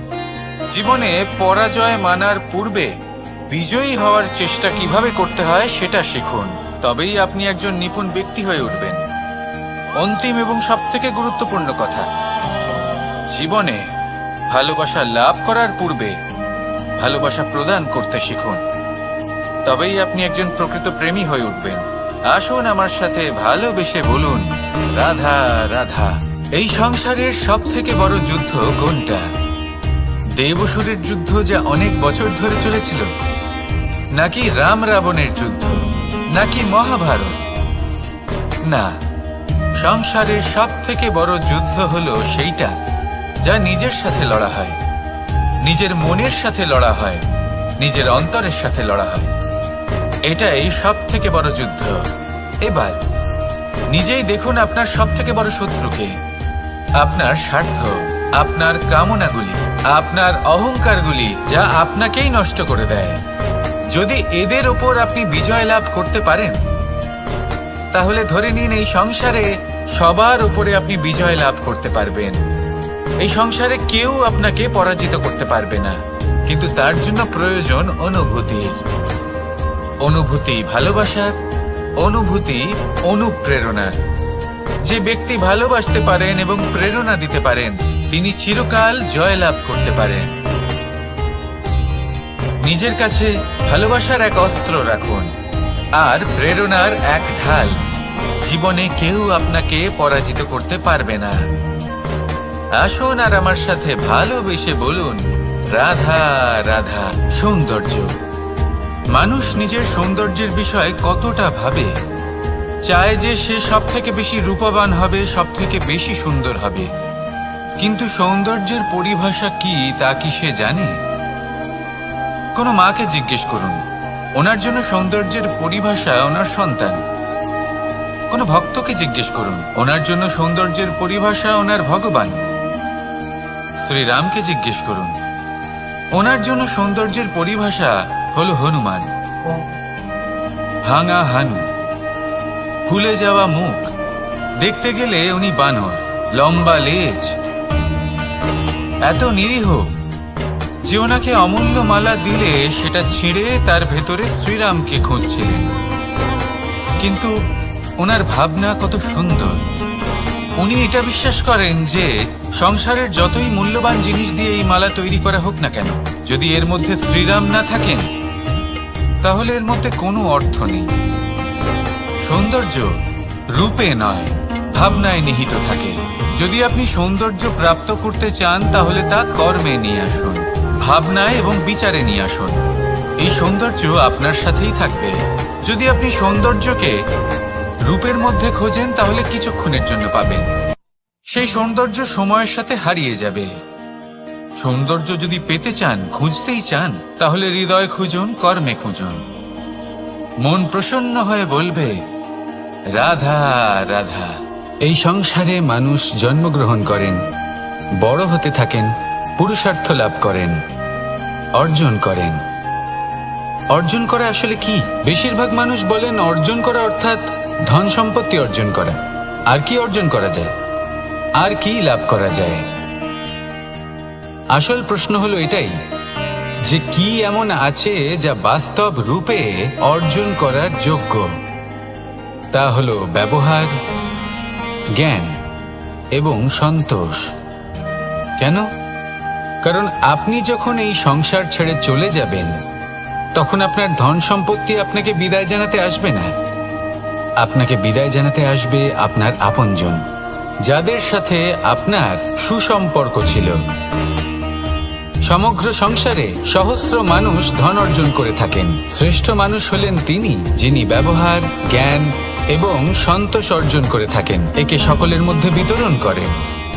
তাই এটাই করুন আর আমার সাথে ভালোবেসে বলুন, রাধা রাধা। সেই কখন থেকে এই পুস্তকটিকে দেখছি, কিন্তু এর থেকে আমি কোনো জ্ঞান লাভ করতেই পারছি না। এবার আপনি বলবেন যে আজ কেমন বিচিত্র কথা বলছি আমি। যদি এই পুস্তক থেকে আমাকে জ্ঞান লাভ করতে হয় তাহলে শুধুই তাকিয়ে থাকলে হবে না। আমাকে এই পুস্তককে খুলতে হবে, পড়তে হবে, তাকে বুঝতে হবে, তবেই তো জ্ঞান প্রাপ্তি হবে। বড়ই সহজ একটা ব্যাপার, কিন্তু একে যাপন করা অত্যন্ত কঠিন, তাই না? আপনি নিজেকেই দেখে নিন। আপনার কাছে অনেক জ্ঞান রয়েছে। সহজ থেকে সহজতর জ্ঞানের কথা যদি বলি, আপনি এটুকু তো জানেন যে সত্যি কথা বলা ভালো কাজ, দান করা হলো পুণ্যের কাজ। আপনি জানেন যে পরিশ্রম করলে সাফল্য আসবে।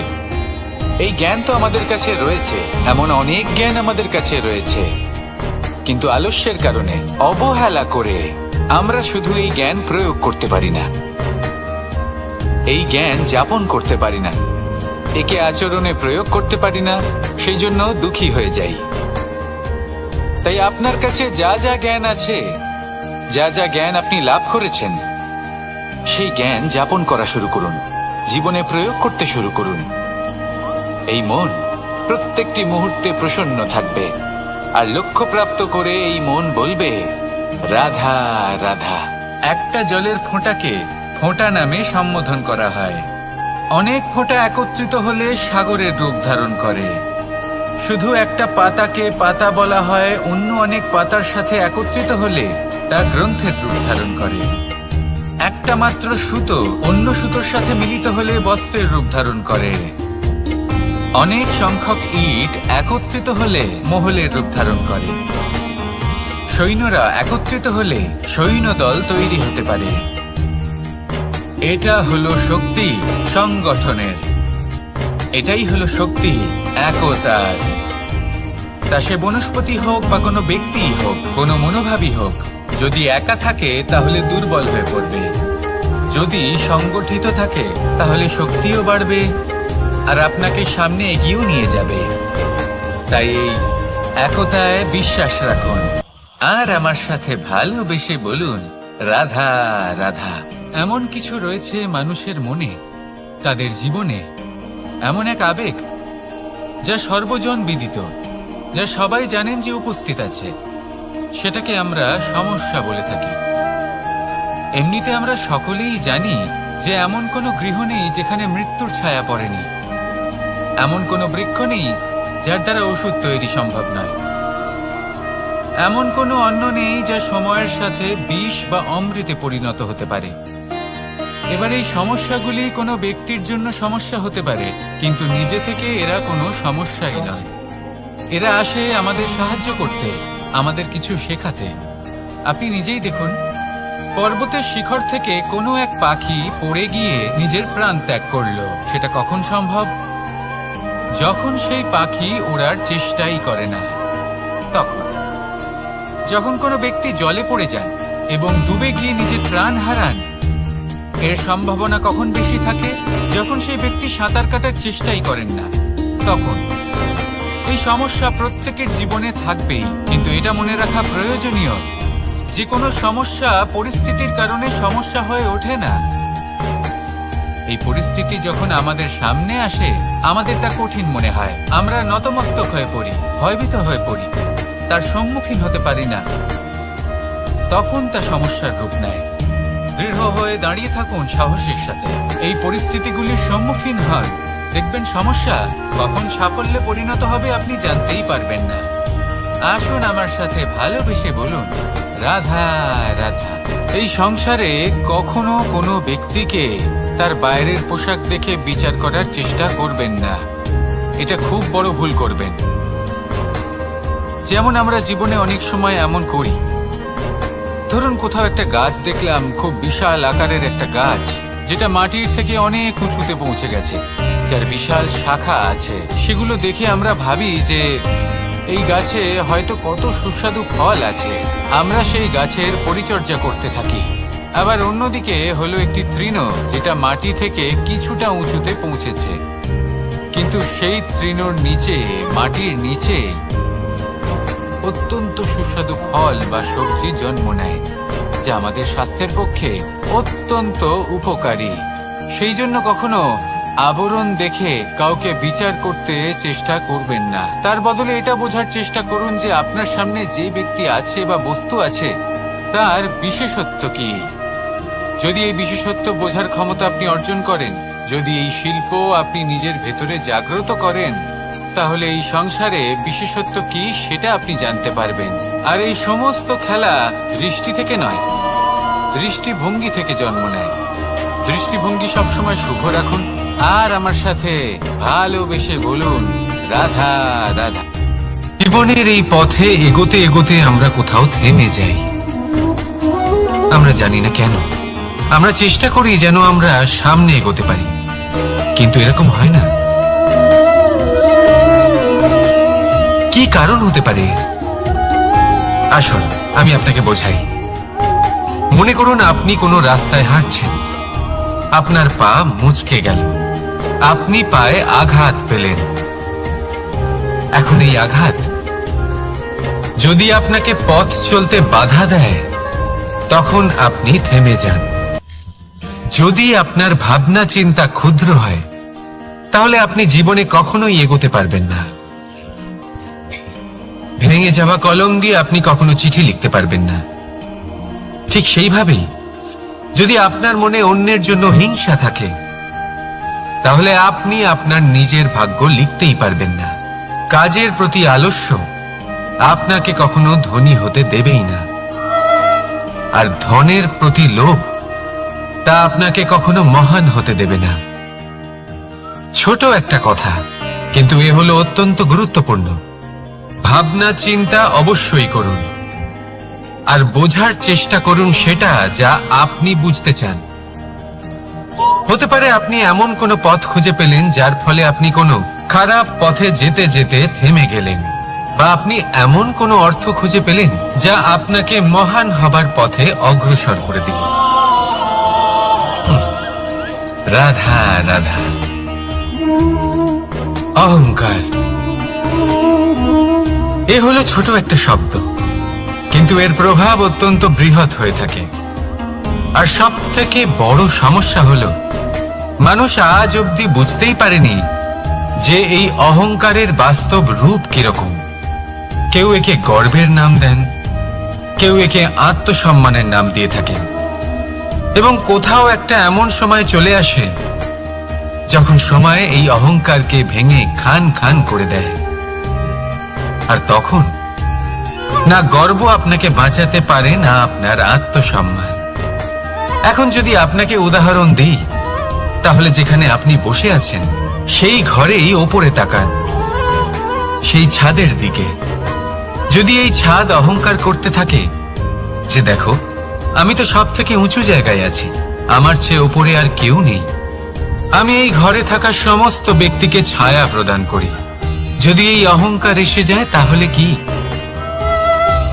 একবার ভেবে দেখো, যদি পরের দিন তার উপর আরো একটা তলা বানিয়ে দেওয়া হয় তাহলে কি?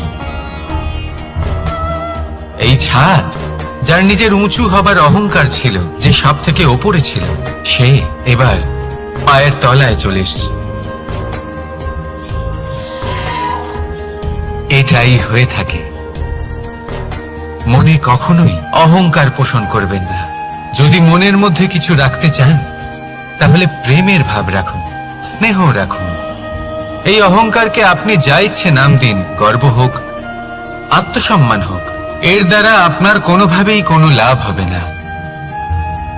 তাহলে এই অহংকারকে ত্যাগ করুন, আর আমার সাথে ভালোবেসে বলুন রাধা রাধা। একটা সিদ্ধান্ত। এই জীবনে একটা সিদ্ধান্তের গুরুত্ব কি হতে পারে তা কখনো ভেবে দেখেছেন? একটা সিদ্ধান্ত সেই ভিত্তি হতে পারে যা আপনার পুরো জীবনকে বদলে দিতে পারে, এই সমস্ত সংসারকে বদলে দিতে পারে, ভবিষ্যৎ বদলে দিতে পারে। এই সিদ্ধান্ত যে কোন রাস্তা চয়ন করতে হবে, সেই সিদ্ধান্ত যে কখন সামনে এগোতে হবে আর কখন থেমে যেতে হবে, সেই সিদ্ধান্ত যে কখন যুদ্ধ করতে হবে আর কখন নিজেকে পিছু পা হতে হবে। এই সিদ্ধান্ত হলো খুব গুরুত্বপূর্ণ। আর আপনি তো এই সংসারে একা নন, তাই আপনার একটা সিদ্ধান্ত শুধু আপনার জন্যই নয়, সমস্ত সংসারের জন্য গুরুত্বপূর্ণ হতে পারে। এবার এই সিদ্ধান্ত আপনারই হবে। ভাবনা চিন্তা করে নেবেন, সাফল্য পাবেন। রাধা রাধা। ভবিষ্যৎ। সংসারে এমন কোন ব্যক্তি আছেন যিনি নিজের ভবিষ্যতের বিষয়ে ভাবেন না? যে কেউ ভাবেন আমার ভবিষ্যৎ কিছু এরকম হবে, আমি ভবিষ্যতে এরকম কিছু একটা করব, এই সুবিধা থাকবে, এই আনন্দ পাবো, ইত্যাদি ইত্যাদি। কিন্তু সত্যি বলি, ভবিষ্যতের থেকে বড় ভণ্ড আর কেউ নেই। ভবিষ্যৎ আপনাকে ছেড়ে চলে যাবে আপনি জানতেও পারবেন না। ভবিষ্যৎ আপনার থেকে আপনার বর্তমান কেড়ে নেবে। অনেক সময় আমরা ভবিষ্যতের বিষয় ভাবতে থাকি, দুশ্চিন্তা করতে থাকি। ভবিষ্যৎ দিয়ে নিজেকে এতটাই ঘিরে ফেলি যে বর্তমান কি তা ভুলেই যাই, তার বোধই আমাদের থাকে না। ভাবুন ভবিষ্যৎ কি? ভবিষ্যৎ হলো সেটাই যা এখনো পর্যন্ত ঘটেনি। বর্তমান হলো সেটা যা এখন ঘটছে। তাহলে যা এখনো ঘটেইনি তার বিষয়ে দুশ্চিন্তা করে নিজেকে ব্যতিব্যস্ত কেন করছেন? এই বর্তমান এটাই হলো গুরুত্বপূর্ণ। এর উপরে সমস্ত ভাবনা কেন্দ্রীভূত করুন। মনে লক্ষ্য অবশ্যই রাখুন, কিন্তু পুরো মনোযোগ শুধু বর্তমানে থাকবে। এই বর্তমানকে যদি সামলে নিতে পারেন তাহলে আপনার ভবিষ্যৎ এমনি উজ্জ্বল হয়ে উঠবে। তাহলে আসুন আমার সাথে ভালোবেসে বলুন, রাধা রাধা। সময়, কথায় আছে আমাদের জীবনের প্রত্যেক মুহূর্ত স্বর্ণর মতো হয়। এবার হয় আমরা একে নিজেদের কাছে রাখতে পারি বা একে আমরা চলে যেতে দিতে পারি। কারণ এই ছোট ছোট মুহূর্তই আছে যা আমাদের জীবনকে গড়ে তোলে। এখন এই জীবন কেমন হবে তা আমাদের উপর নির্ভর করে। যদি আপনি একটা মুহূর্তের যত্ন না নেন, যদি আপনি এক মুহূর্ত ভালো না বাসেন, যদি আপনি এক মুহূর্ত স্নেহের আনন্দ না উপভোগ করতে পারেন, তাহলে দেখতে দেখতেই আপনার সমস্ত সময় নষ্ট হয়ে যাবে, আপনি জানতেও পারবেন না। অর্থাৎ এই সময় স্বর্ণ হতে পারে না। তবে আমরা একে স্বর্ণ বানিয়ে নিতে পারি আমাদের চেষ্টার মাধ্যমে। এই সময় শুধু একটি লাঙল যা মাটির সাথে লড়াই করতে পারে, আর কিছু নয়। একটা অত্যন্ত গুরুত্বপূর্ণ কথা মনে রাখবেন, আপনার কাছে শুধু সময় আছে। এবার আপনি এটা দিয়ে স্বর্ণ বানাবেন না ঘুমিয়ে স্বপ্ন দেখে একে নষ্ট করবেন, সিদ্ধান্ত আপনারই। রাধা রাধা। ভগবান প্রত্যেক কঠিন পরিস্থিতিতে এই নামই আছে যা আমাদের উপায় দিয়ে থাকে। ব্যক্তি যান, ভগবানের পুজো করেন, আরাধনা করেন, ব্রত পালন করেন, মন্দিরে যান, পুজো পাঠ করেন, ভগবানকে জাগিয়ে তোলেন। আর তারপর শুরু হয় সমস্ত প্রশ্ন। হে ভগবান, আমার সাথে এরকম কেন হচ্ছে? কেন আমারই জীবনে এত দুঃখ আছে? আমি কিভাবে এর সম্মুখীন হব? আমাকে কেন এত কষ্ট ভোগ করতে হচ্ছে? হে ভগবান, আমি কি করব? আমাকে সাহায্য করুন, কোনো রাস্তা দেখান।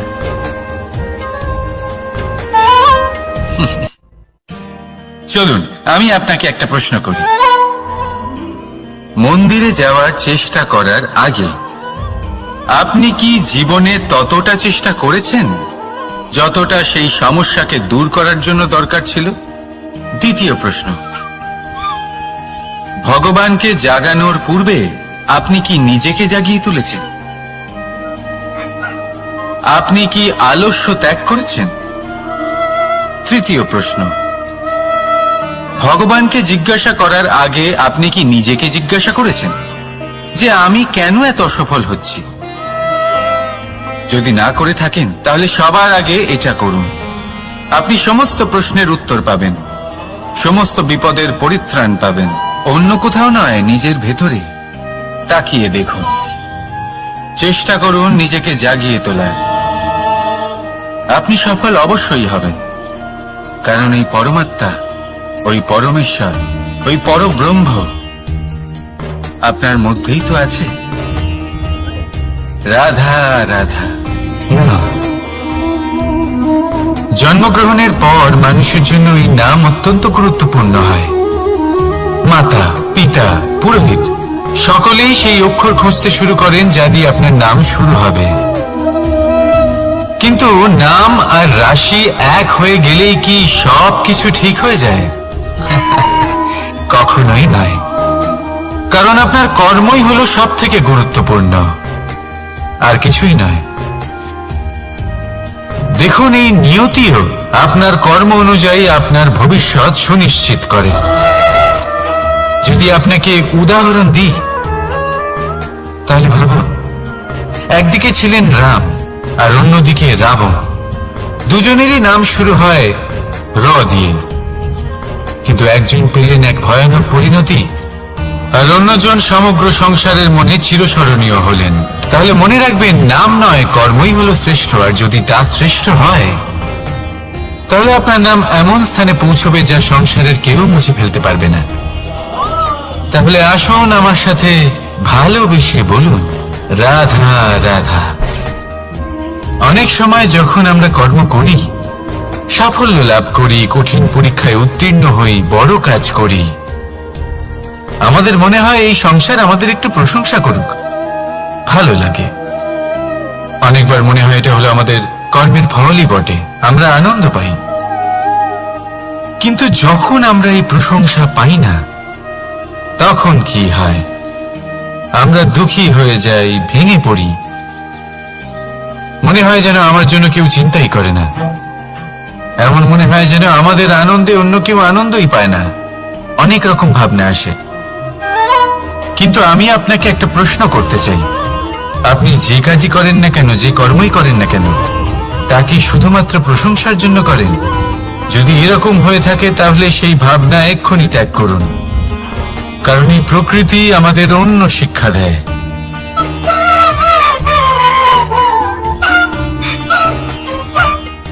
এই ফুলকে দেখুন, এই যে ফুলের সুবাস, যা আমার মনকে উচ্ছ্বসিত করে তোলে, মনে শক্তি সঞ্চার করে। কে বেশি কিছুই পাওয়া যায় না। এটা যার যার নিজের বক্তব্য। আমি বলবো এই সময় আসলে কি? এই সময় হলো যাতে যুগ যুগান্তর নিহিত আছে, যার মধ্যে দিন আছে, মাস আছে, বছর আছে, ঠিক কিনা? বাস্তবে আপনার কাছে সময় কতটা আছে যা আপনি সদ্ব্যবহার করতে পারেন? তখন থেকে আছে যখন থেকে আপনি নিজেকে বুঝতে শুরু করেন, ততক্ষণ আছে যতক্ষণ না আপনি এই সংসার ছেড়ে চলে যাচ্ছেন।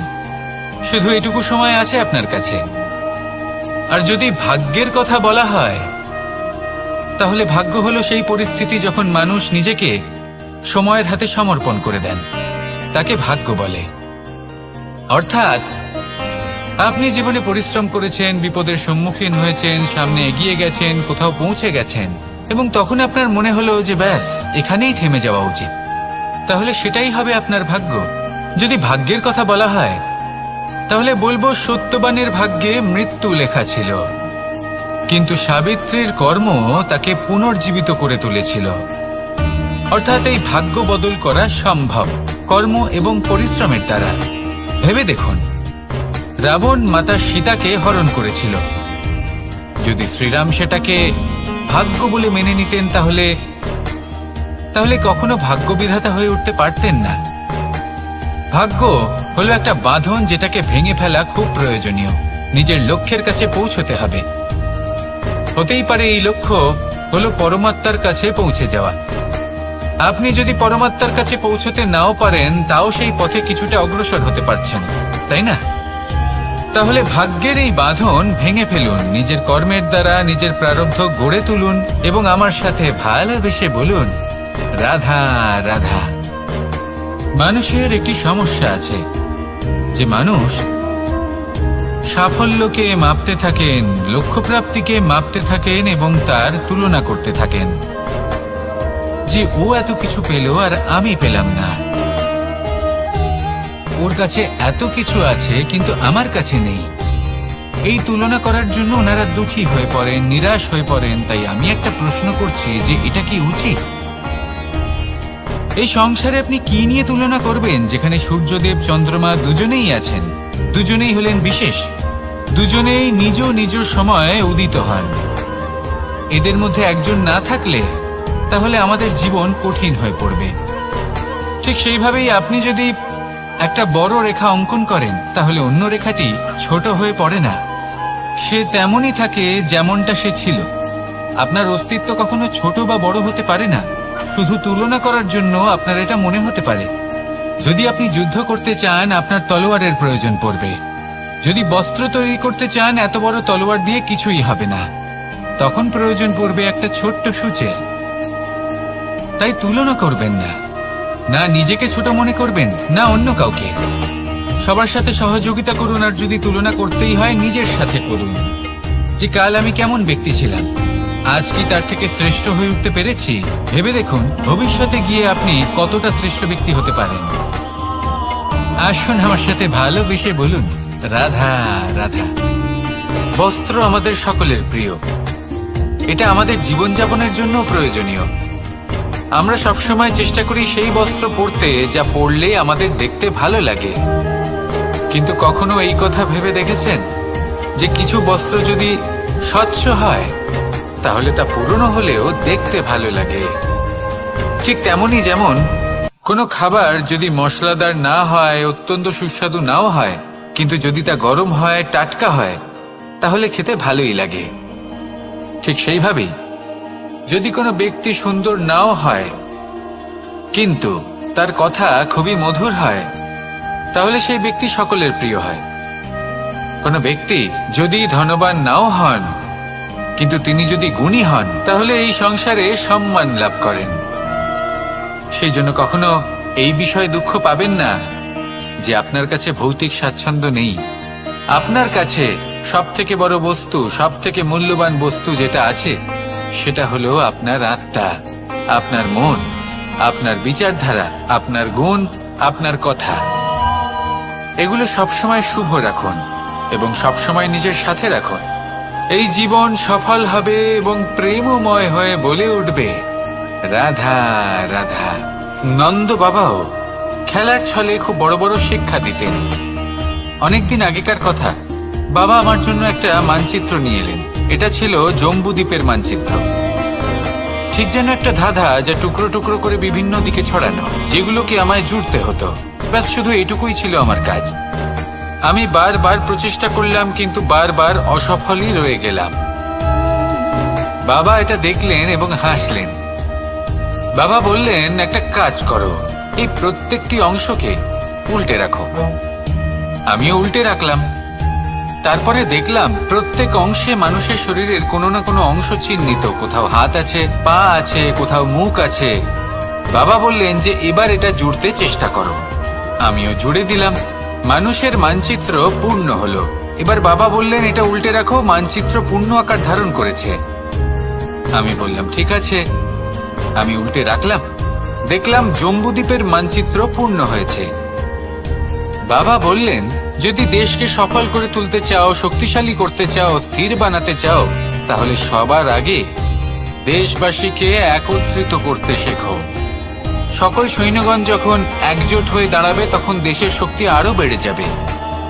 শুধু তাই নয়, বাবা বললেন যদি ভালোবাসার সাথে জড়িয়ে পড়ো তাহলে পরমাত্মাও তোমার সামনে এসে দেখা দেবে। তাহলে এটাই করুন আর আমার সাথে ভালোবেসে বলুন, রাধা রাধা। ছোটবেলা থেকেই আমি গরু চড়িয়ে অভ্যস্ত, সেই জন্য সকলে আমাকে গোপাল নামে ডাকত। কিন্তু গোপাল হয়ে আমি একটা অমূল্য শিক্ষা লাভ করেছি। আমি দেখেছি যে গৌশালাতে অনেক বাছুরের মধ্যে একটি গাই তার নিজের বাছুরকে অবশ্যই চিনে ফেলে। যেখানে সমস্ত বাছুর একই রকম দেখতে এবং প্রত্যেকের স্বরও সমান, তারপরেও সকল বাছুরের মধ্যে নিজের বাছুরকে ঠিক চিনতে পেরে যায় এবং তার সাথেই থাকে।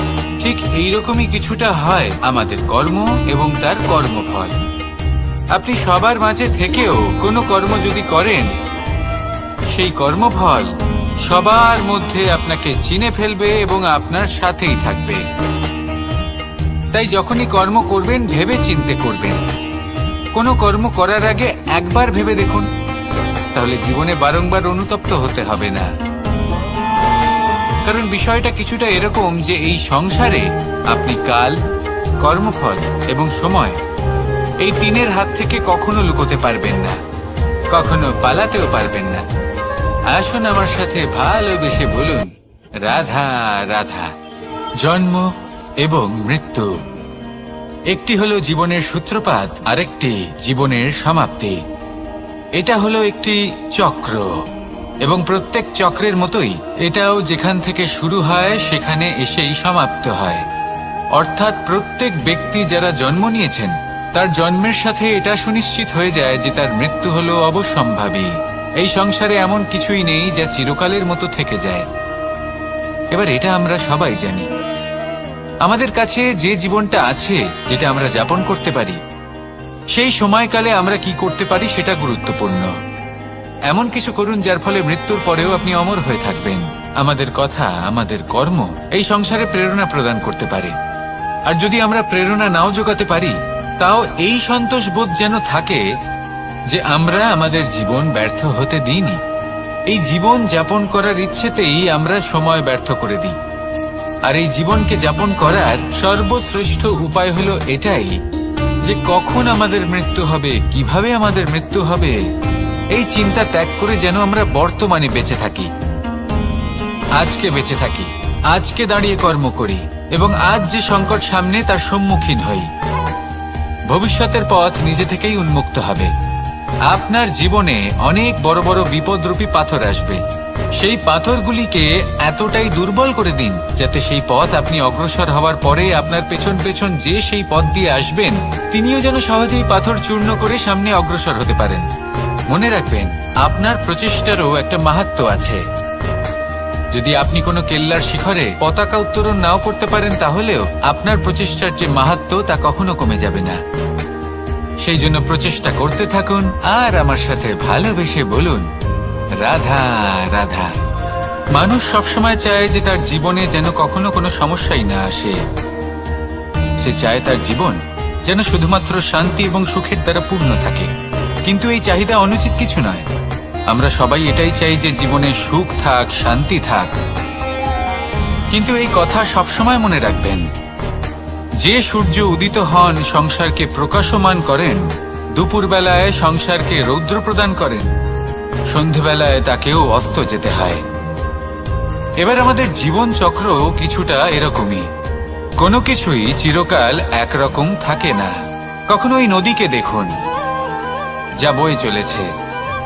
এই নদী যা বয়ে চলেছে তার পথেও অনেক বিপদ আসে। বড় বড় পাথরের সম্মুখীন হয়ে তাকেও সামনে এগিয়ে যেতে হয়।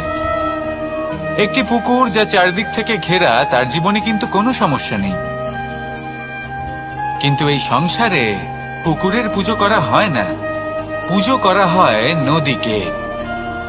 মনে রাখবেন, সমস্যার ঊর্ধ্বে তিনি উঠতে পারেন যিনি সমাধি লাভ করেছেন, যিনি এই সংসারেই নেই। যিনি এই সংসারে আছেন এবং জীবিত আছেন, তার জীবনের সমস্যা হলো শ্বাসবায়ুর মতোই গুরুত্বপূর্ণ। আসুন আমার সাথে ভালোবেসে বলুন, রাধা রাধা। বন হলো আমাদের সবারই প্রিয়। সেখানকার সৌন্দর্য, শান্তি, সেখানকার পরিবেশ আমাদের সকলের ভালো লাগে এবং সেখান থেকে আমরা কাঠ পাই, যা সংসারে আমাদের জীবনে আমাদের খুব সহায়ক হয়ে ওঠে। এর দ্বারা আমরা অনেক কিছুই প্রাপ্ত করতে পারি। অনেক বাদ্যযন্ত্র আমরা লাভ করতে পারি। এর অনেকভাবে প্রয়োগ সম্ভব। কিছু কাঠ অত্যন্ত সুগন্ধি হয় যা আমরা ঈশ্বরকে নিবেদন করি, যেমন চন্দন। এবার ভাবুন, একজন অসাবধানী ব্যক্তি, তার হাত থেকে ছোট্ট একটা আগুনের ফুলকি যদি সেখানে পড়ে, তাহলে তা সমগ্র বনকে ভস্ম করে দিতে পারে। আর যখন এই আগুন ছড়িয়ে পড়ে, তখন তা কাউকে রেহাই দেয় না।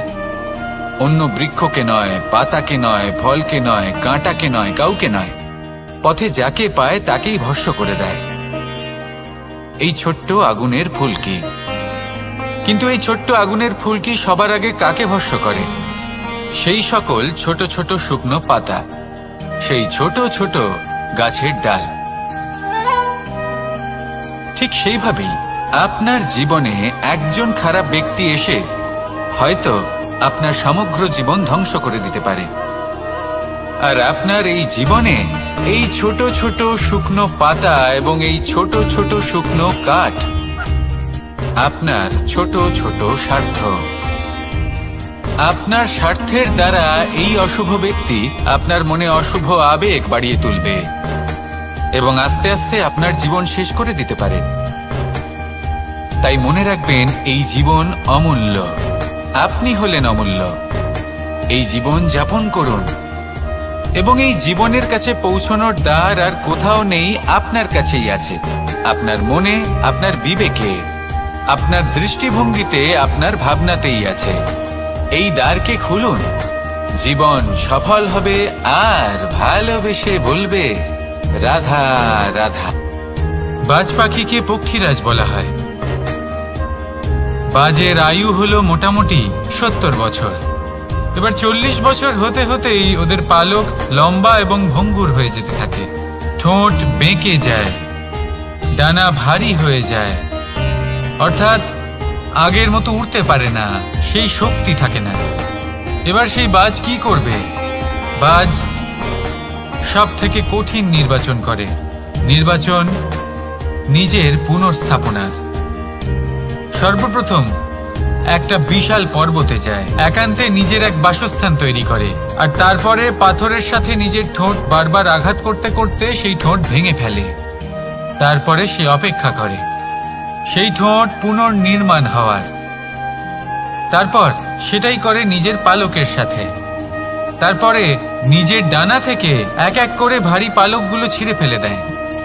আর তারপর 150 দিনের এই যন্ত্রণা সহ্য করার পরে ও ফিরে পায় নিজের উড়বার অনন্য ক্ষমতা, সেই শক্তি। আর তারপরে ও জীবনের পরবর্তী 30 বছর বাঁচে। কি বুঝলেন আপনি? যদি ইচ্ছে শক্তি থাকে তাহলে একজন দুর্বলও শক্তিশালী হতে পারে। আপনিও এটাই করুন, নিজের অতীতের যন্ত্রণার বোঝাগুলিকে ত্যাগ করুন আর কল্পনার খোলা আকাশে উন্মুক্ত হয়ে উড়ে বেড়ান। নিজের পুনর্স্থাপনা করুন, তবেই সর্বশ্রেষ্ঠ হতে পারবেন। আর মনে রাখবেন, এই ছোট ছোট পদক্ষেপই বড় বড় শিখরে পৌঁছে দিতে পারে। তাহলে আসুন আর আমার সাথে ভালোবেসে বলুন রাধা রাধা। আপনি কি কখনো জলকে নিজের মুঠোতে ধরে রাখার চেষ্টা করেছেন? চলুন আজ করা যাক।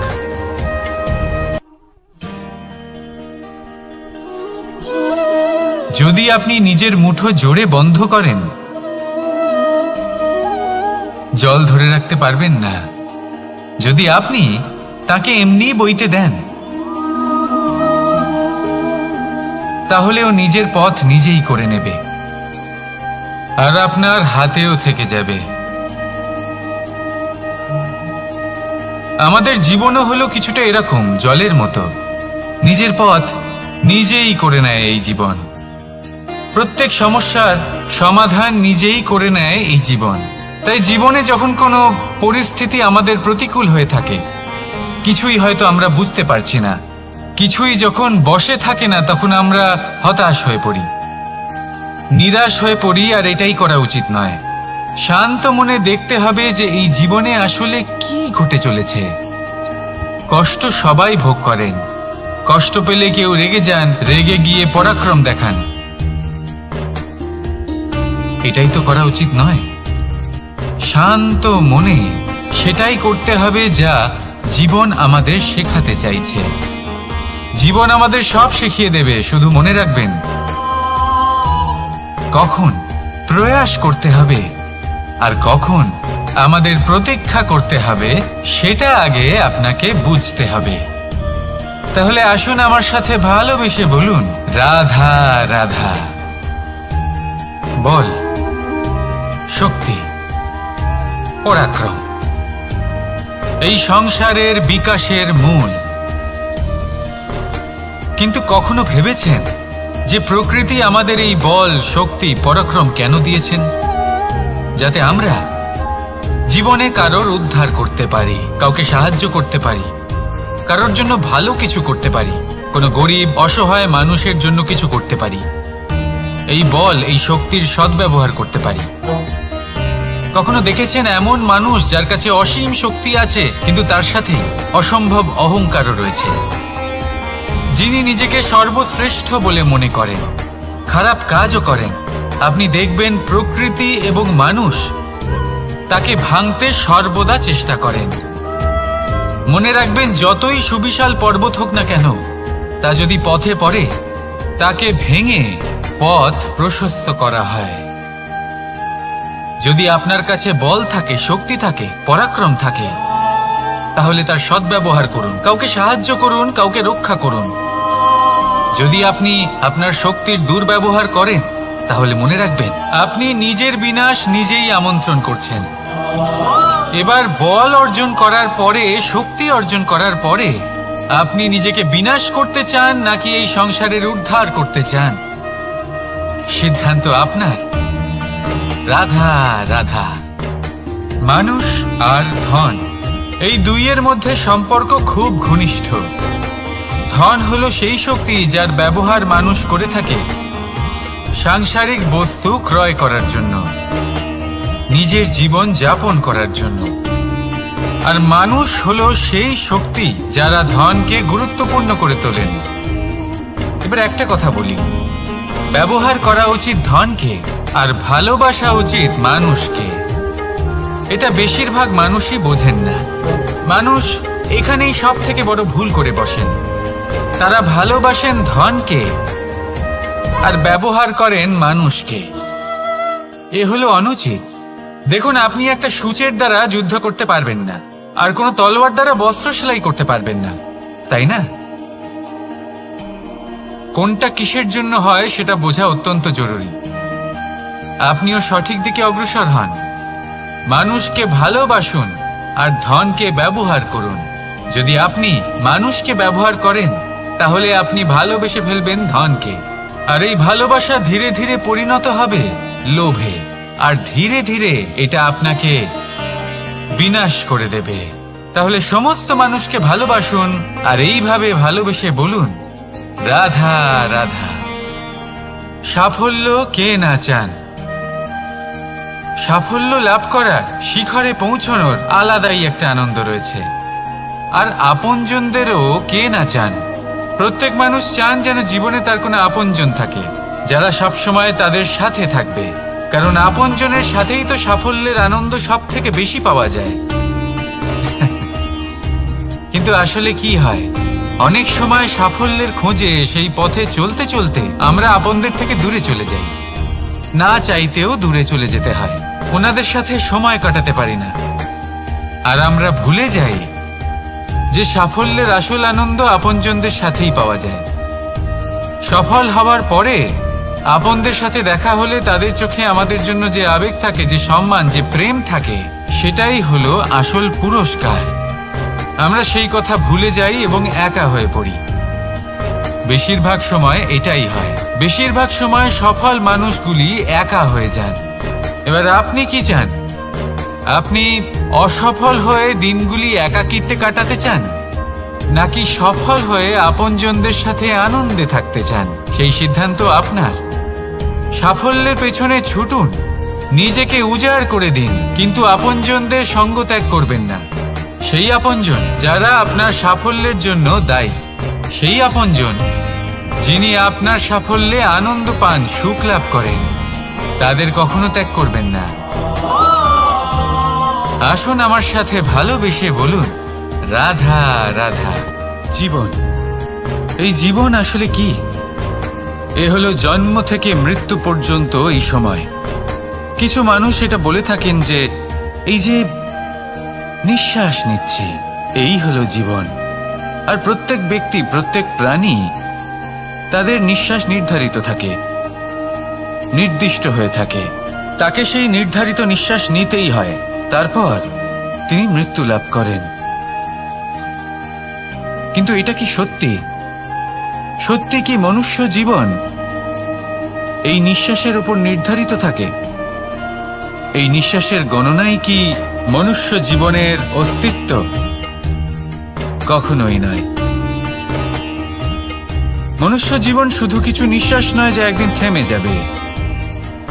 মনুষ্য জীবন হলো সেই নিঃশ্বাসের মধ্যেকার সেই সময় যা দেখে অন্য কারোর নিঃশ্বাস স্তব্ধ হয়ে যেতে পারে। সেই মুহূর্ত যেখানে মানুষ আপনার মধ্যে সেই প্রেম দেখতে পারে, আপনার সাহস দেখতে পারে, আপনার শক্তি দেখতে পারে, আপনার চেষ্টা দেখতে পারে, আপনার পরিশ্রম দেখতে পারে, অন্যায় আর দুর্নীতির বিরুদ্ধে আপনার যুদ্ধ দেখতে পারে। জীবনে গুরুত্বপূর্ণ সেই মুহূর্ত, সেই সময় যেটা আপনি বেঁচে আছেন। সেই সময়ে আপনি এই সংসারের অন্য ব্যক্তিদের জীবন বাঁচার একটা দিশা দেখাতে পারেন, একটা প্রেরণা যোগাতে পারেন। শক্তি দিতে পারেন, আশা দিতে পারেন। তাই জীবনে এটাই করুন, এমন একটা জীবন যাপন করুন যা অন্যের জন্য আদর্শ হয়ে থাকে।